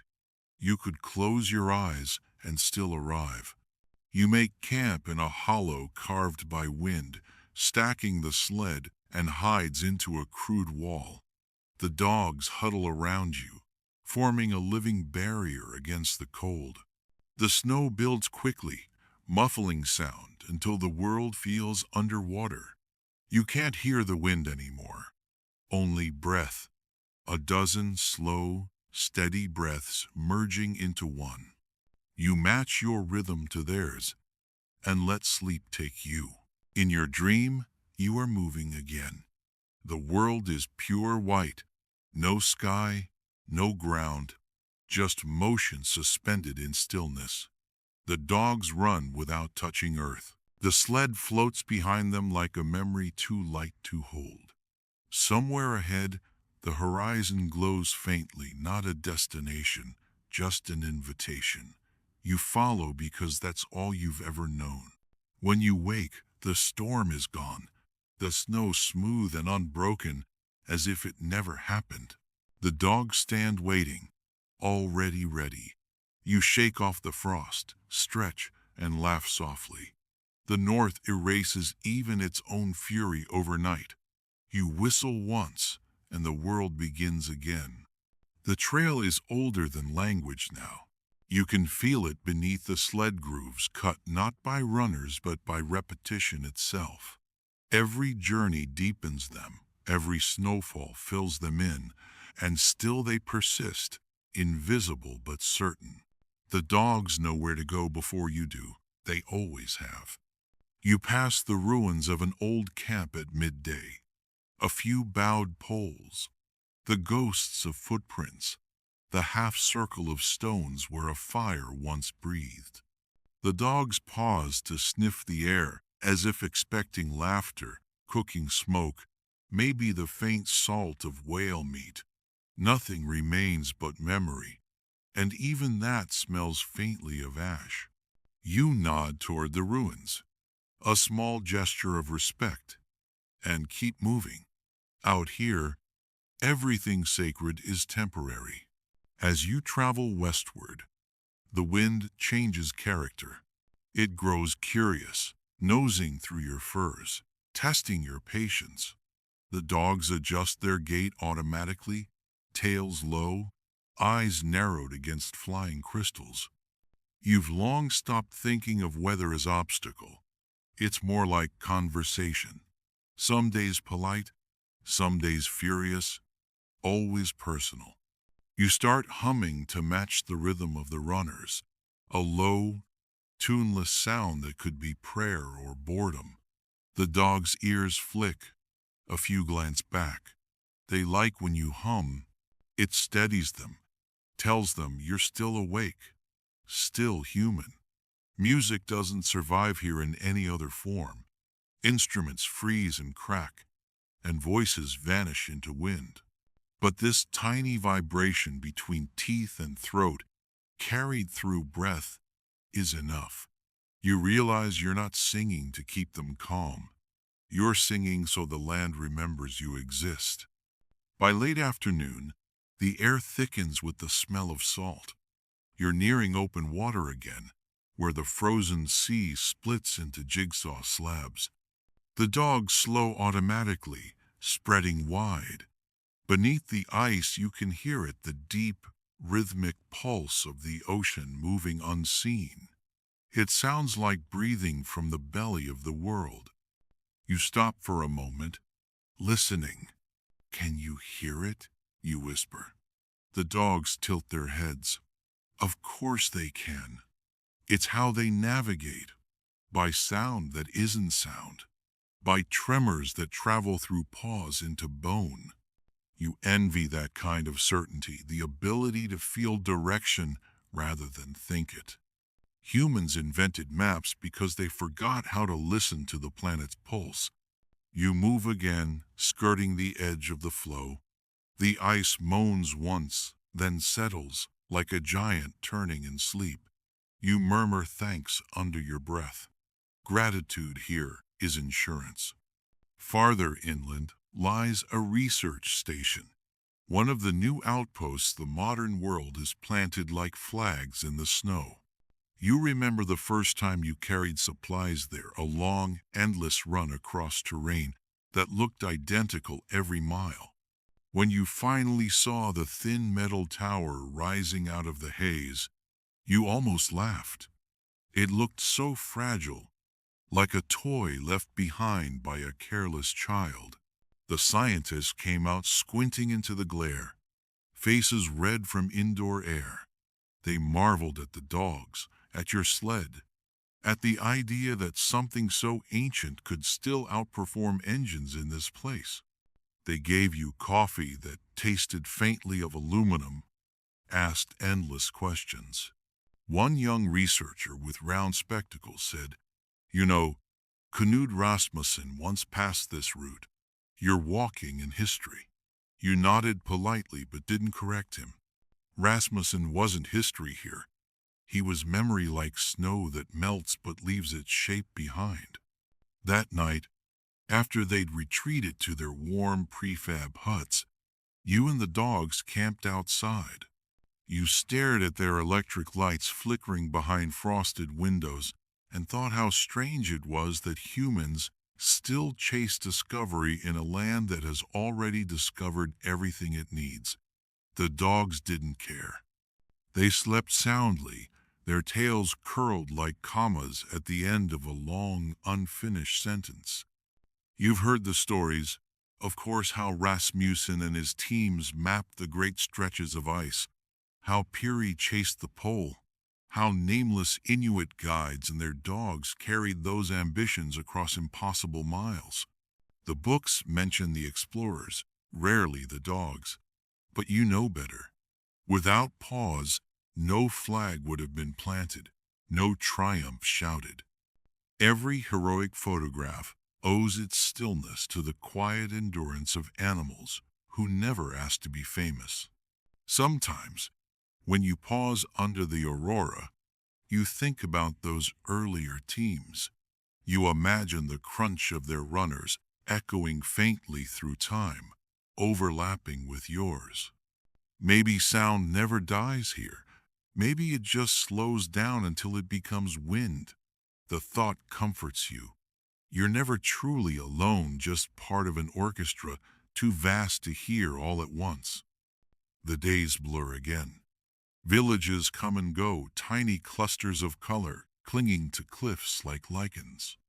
You deliver letters, trade dried fish for stories, listen to the laughter of children chasing each other through drifts. They always run to touch the dogs, eyes wide, half afraid, half adoring. You tell them the names, describe who's gentle and who bites. They remember every detail. Years later, they'll still talk about that winter when the sled came through as if it were a legend. That's how myths are born here. Out of routine kindness, mistaken for miracle. One evening, a storm forces you to stop at a healer's hut. Inside, a woman tends to a child wrapped in sealskins, fever bright on his cheeks. You hand over the parcel of herbs you carried across 2 days of ice. She nods once, nothing more. In her eyes is the gratitude of someone who knows words waste heat. You sleep beside the door while the dogs rest outside. Their howls weave through the night, rising and falling with the child's breath. When morning comes, the fever has broken. The woman doesn't thank you. She thanks the dogs. You agree with her quietly. They did the work. You only held the rope. As the season turns, the sun begins to linger longer each day. Shadows return. You start to notice color again, blue in the snow's hollows, amber in the ice cliffs, even a faint pink in the dog's ears when the light hits right. After months of gray, these small shades feel extravagant. You catch yourself grinning for no reason. The dogs wag back, delighted by your inexplicable good mood. Joy, it seems, is contagious across species. That night you camp on high ground. The horizon burns with the endless twilight of spring. The dogs form a rough semicircle around the fire. You pull out a scrap of old newspaper, an article someone gave you months ago, about the decline of traditional sledding in Greenland. You read it aloud to the dogs in mock seriousness, pausing for dramatic effect. Apparently, you tell them, we're obsolete. One of them yawns. Another scratches. You laugh until the sound startles a raven from the rocks. Progress has always been an impatient listener. Later, as you lie awake, you realize that the paper was right in its own way. Snowmobiles hum through the valleys now. Radios crackle where voices once carried. But somehow, the dogs remain. Maybe not in numbers, but in memory. Every child who hears the howling at night feels something stir a recognition older than stories. You suspect that as long as there's ice, someone will still harness a team and follow the sound. You roll onto your side, watching the dogs breathe. Their bodies rise and fall in rhythm with the faint surf below the cliff. For a moment, it's impossible to tell which sound belongs to earth and which to life. You whisper, "There are no roads here." The words drift upward like smoke. Only snow, memory, and trust between species. The wind carries the phrase away, but you know it heard you. Morning again. You break camp, lash the sled, whistle the start. The dogs surge forward with renewed strength, as if answering some invisible summons. The runners hiss against the crusted snow. Your shadow stretches long behind, trailing the dogs like the tail of a comet. Ahead, the horizon shimmers white on white, endless, patient. You know what waits there. Another village, another delivery, another handful of days measured in breath and frost. But you also know that somewhere between the start and the finish, something sacred happens, the quiet exchange of trust that keeps both species alive. You've stopped trying to name it. Words melt too easily out here. The world around you vibrates faintly, the sea murmuring beneath its frozen shell. The dogs listen. You listen. The rhythm aligns. For a heartbeat, everything, the sled, the land, the centuries of footsteps moves in perfect time. And in that single, weightless moment, you feel it again. The echo on the white horizon. Not a sound, but a presence. The past running beside you, tireless, eternal, invisible. You smile into the wind. The dogs keep running.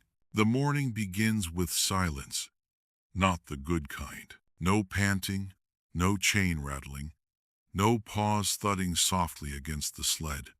Only wind moving through the empty yard. You step outside and see frost layered over the old harnesses hanging by the wall. The leather has stiffened overnight, curling at the edges like dried leaves. Once, that smell of oil and fur meant the start of a journey. Now it smells like memory left too long in the cold. In the distance, you hear the low hum of a snowmobile, the new rhythm of the north. It fades quickly, swallowed by hills, but the echo stays longer than it should. You don't hate it.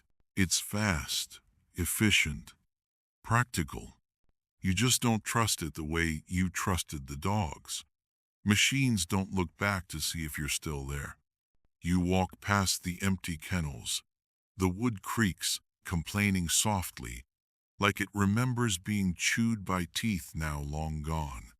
The snow carries no paw prints today, only your own. You think of the years when this yard was noise and chaos. Barking, laughing, snarling, feeding, mending. Now the quiet feels too clean, like a house scrubbed of its ghosts. In the nearby village, the children play with small plastic sleds, bright red and blue against the white. Their laughter drifts up the slope where you stand. They're happy, as children should be. But their games don't sound like the old ones. No one calls for a team to start. No one mimics the whistle that once could summon motion from silence. You watch for a while before heading down. One of the elders waves from a doorway. You wave back, and for a moment both of you share that look the one people share when they both remember something that the world has forgotten. You stop by his porch. He pours coffee from a dented pot, and you sit together without talking much. He tells you what you already know. Fewer dogs every year. Fewer hands that know how to tie the harness right. Fewer reasons to cross the ice when everything comes by plane. He chuckles once. Not bitter, just tired. The snow still comes, he says, but it doesn't wait for us anymore. You nod. There isn't much to add. Conversation in Greenland has always been less about words than weather. You both watch the horizon until the coffee cools. That night, back at your hut, you find an old photograph in a tin box. It's cracked, corners frayed. In it, you stand 20 years younger, wrapped in too many layers, surrounded by dogs. You remember each one by name. The lead's eyes glint like stars. You were thinner then, faster, more foolish. You laugh softly, then set the photo beside your lamp. The flame trembles as if recognizing the faces. Outside, the wind picks up. You hear a faint sound that might be howling, or maybe just air catching between ridges. You close your eyes and pretend it's the first thing, not the second. Pretending is harmless at this hour. There are still a few teams left, scattered across the coast. You sometimes visit when the weather is kind.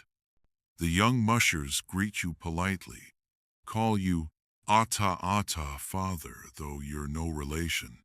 Their dogs are lean, bright-eyed, restless. The rhythm survives in them, even if the world no longer needs it. Watching them harness up is like watching a ritual resurrected. You feel your chest tighten, not with sorrow, but pride. The line still holds. They ask for advice sometimes, how to read the wind, when to rest, how to judge the ice by sound alone. You tell them what you can, though words feel clumsy beside experience. Mostly, you tell them to listen to the dogs. They always know first. They always have. When the teams set off, the air fills again with that familiar symphony. Paws drumming, ropes singing, breath steaming. The village stops for a moment to watch. Even the snowmobiles pause at their tracks, their engines idling uncertainly, as if embarrassed by their own noise. For a heartbeat, everything old is alive again. But the runs are shorter now. The journeys that once lasted weeks take hours. The dogs come back too soon, still eager, confused by the brevity of purpose. They pace restlessly outside their kennels, waiting for a command that doesn't arrive. You know that look. It's the same one you see in the mirror some mornings. The government offers subsidies for snowmobiles now. More efficient, they say. Modernization. You can't argue with that. The world moves forward. That's its nature. But you wonder if forward always means progress. Machines can cross the ice in half the time, but they don't understand the ice. They don't pause when it groans or detour when a gull cries wrong. They don't know how to be cautious in a place that kills arrogance first. Sometimes, when a snowmobile breaks down out on the floe, the rescue team still calls for dogs. The engines fail, the fuel freezes, and it's the old teams who go out to bring people back. You've seen it happen. Progress, humbled, hauled home by paws. You still keep one dog, old Siku, gray around the muzzle, half deaf, half stubborn.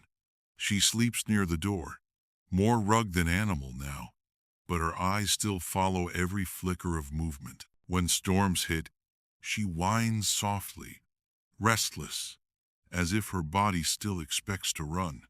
You kneel beside her, rubbing her fur until she settles. "We did enough," you whisper. "You can rest now." She sighs, tail thumping weakly against the floor. It's the same rhythm you used to hear when she pulled slow, steady, alive. Sometimes, in your sleep, you hear her again. The sharp bark before a run, the growl when another team got too close, the soft chuff she made when the trail was good. You wake with tears half frozen in your beard, ashamed and grateful all at once. When summer comes, you help mend sleds for the museum in Ilulissat. The curator, a young woman with neat hands and patient eyes, calls it heritage preservation. You call it keeping the ghosts comfortable. You sand the runners smooth, tie the knots the way your father taught you, oil the leather until it shines. People visit, stare, take photographs, murmur words like authenticity. You smile politely and go back to work. You're not preserving history. You're talking to it. One afternoon, a tourist asks if you miss the old days. You think about it before answering. "No," you say, "but I miss the noise." She laughs, not understanding. You don't explain that noise here was never chaos. It was proof of life.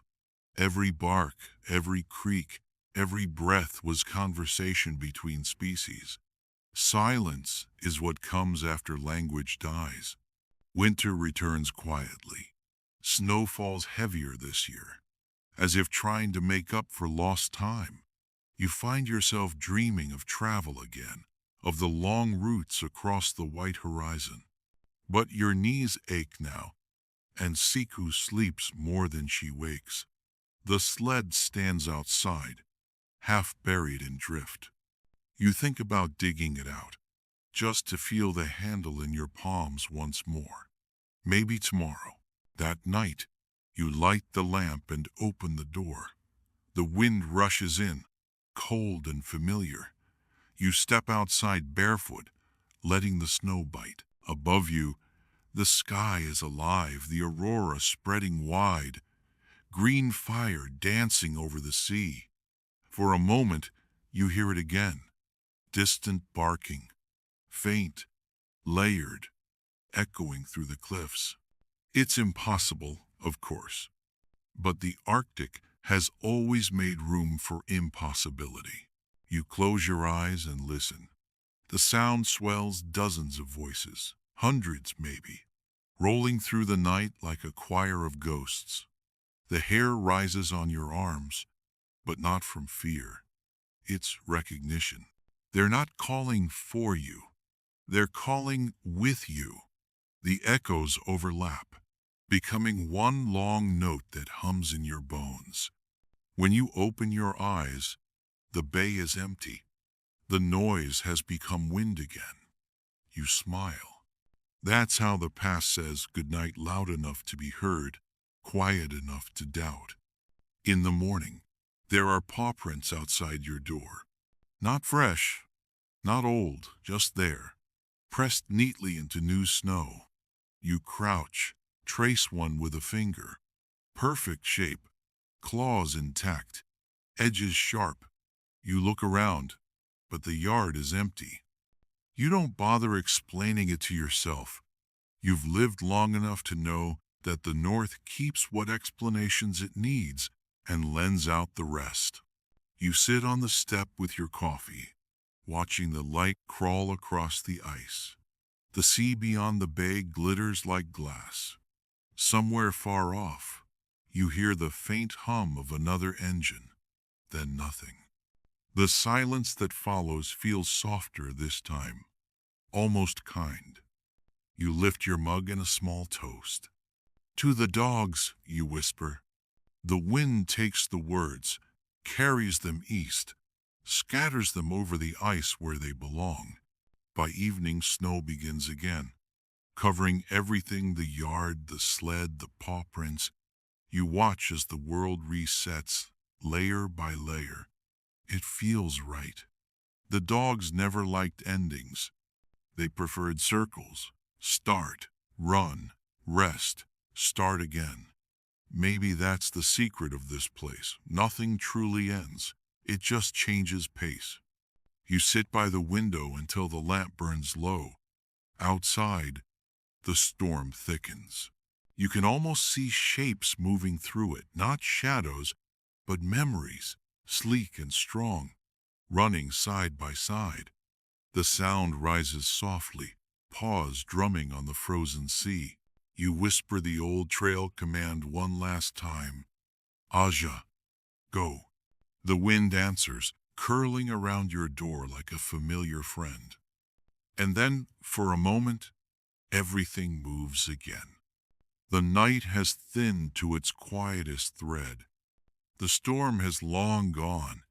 Even the wind sounds tired of itself. The fire is almost out, a dull red heartbeat in a cradle of ash. The dogs sleep in a loose circle around it, fur rimmed with frost, breath rising in small plumes that melt before they reach the stars. You sit among them, knees drawn up, hands buried in your parka, listening to the kind of silence that feels earned. Every sound matters now. The crack of a coal, the faint jingle of a harness ring as a dog twitches in its dreams, your own heartbeat echoing somewhere between ribs and horizon. You could move, but you don't. Stillness has become its own kind of motion, slow enough to let memory catch up. You think of the first time you ever camped alone, the same smell of smoke, the same sky full of indifference. You were afraid then, though you wouldn't admit it. The dark seemed endless. The cold, an animal circling just beyond the firelight. Now you know better. The dark is not an enemy. It's just a mirror without light. It shows you what you carry. Tonight, you carry everything. Siku, the last of your dogs, stirs beside you. She makes a low sound, half dream, half habit, and presses her muzzle against your boot. You smile. She has followed you across more miles than memory itself could measure, and now she dreams of running still. You reach down, stroke her head once, feel the coarse fur beneath your glove.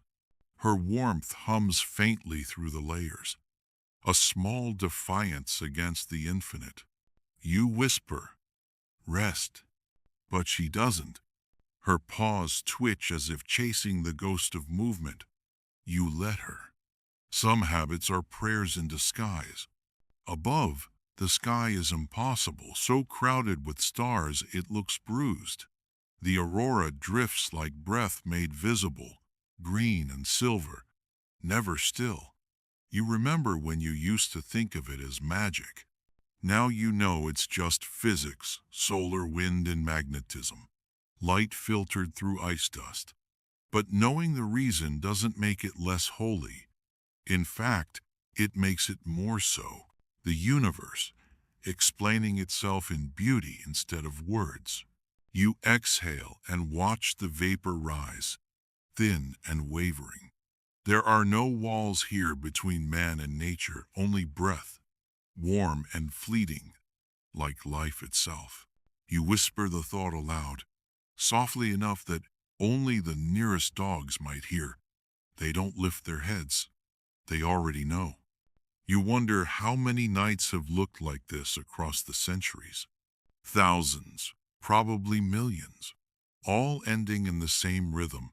Human breath, canine breath, the slow cooling of embers, the sky pretending to listen. Nothing ever really changes. Even the loneliness has ancestors. It comforts you to think that somewhere, beyond distance and time, Other fires are dying the same way. A hunter in Siberia, a musher in Alaska, a shepherd in Lapland, all watching the same stars and thinking the same quiet thoughts about endings that don't quite end.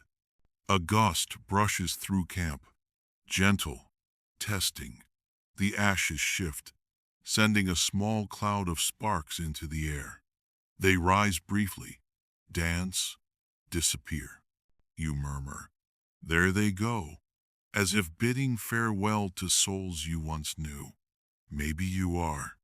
Maybe all warmth is just a conversation between the living and the memory of those who warmed you first. You look at your hands, rough and scarred, the roadmap of every winter you survived. You used to think those scars told stories. Now they just tell time. The difference is subtle but important. Stories want to be heard. Time only wants to pass. You flex your fingers. The skin creaks like old wood. Even pain feels quiet here. Far off, the sea groans beneath its crust of ice.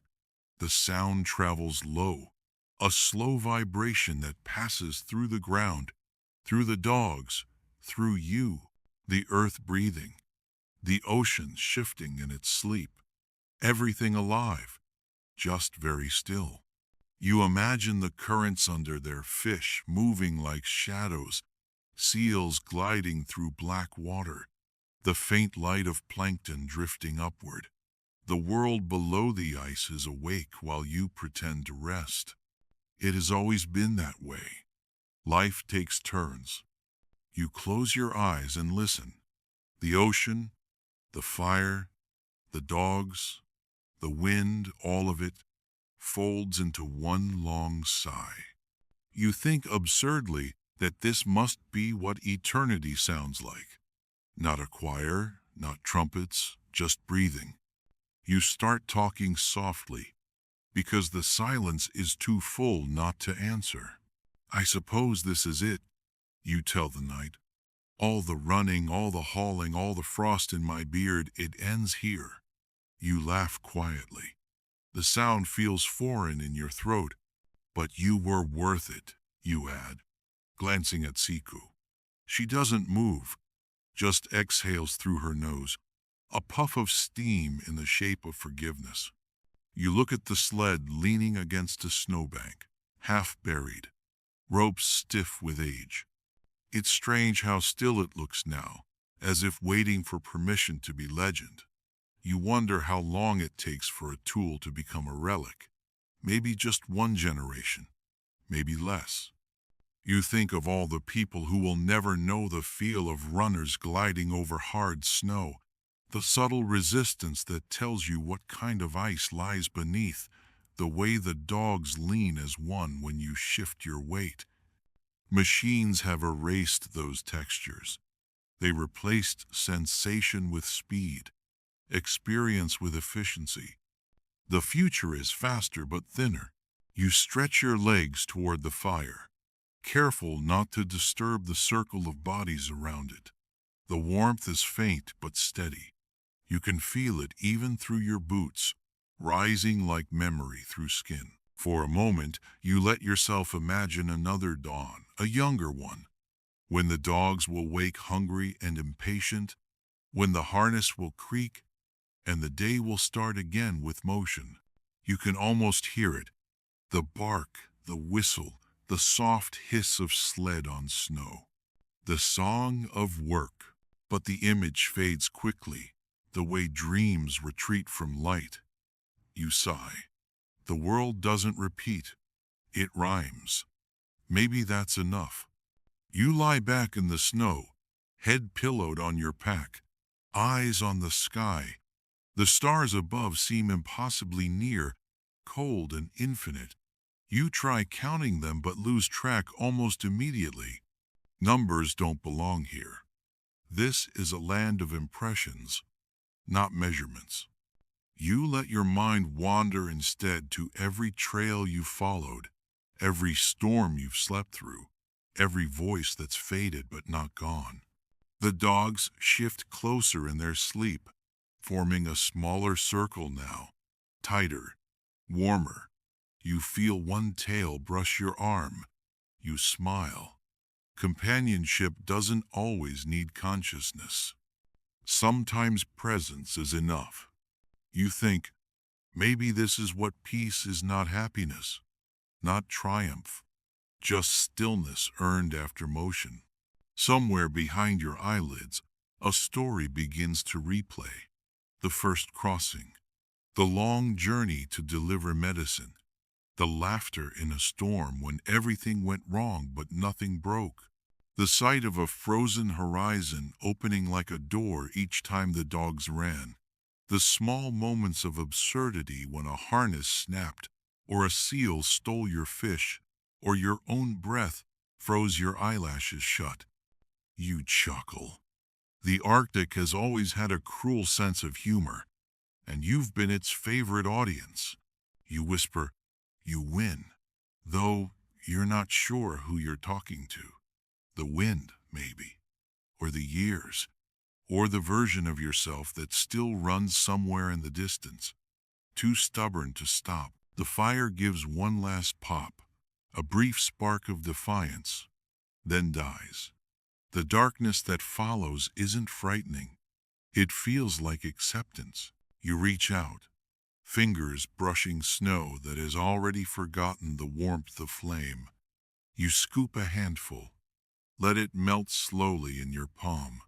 The cold bites, then soothes. You watch the water drip away, vanishing into more snow, transients pretending to be permanence. You whisper, everything leaves. And then, after a pause, that's how it stays. The dogs dream louder now. One whines softly, another's legs move as if running. You can almost see it, the dreamscape of open tundra, the horizon rolling endlessly forward, the sound of paws drumming on ice. They are still traveling somewhere you cannot follow. You envy them a little, their certainty, their lack of regret. Dogs never wonder if they've done enough. They simply do. You close your eyes again, letting their rhythm pull you inward. The sled moves once more, not in body but in memory. The air tastes like frost and iron. The rope hums with tension. The world rushes past, endless, forgiving. You drift between waking and dream, between then and now. The line blurs completely. When you open your eyes for the last time, dawn is just beginning, a thin band of silver edging the horizon. The dogs still sleep, peaceful, unmoving. The cold has gentled itself overnight, as if afraid to disturb what remains. You breathe in once, deep and deliberate. The air burns, fills, empties. You realize that everything alive does the same thing. Inhale, exhale, disappear.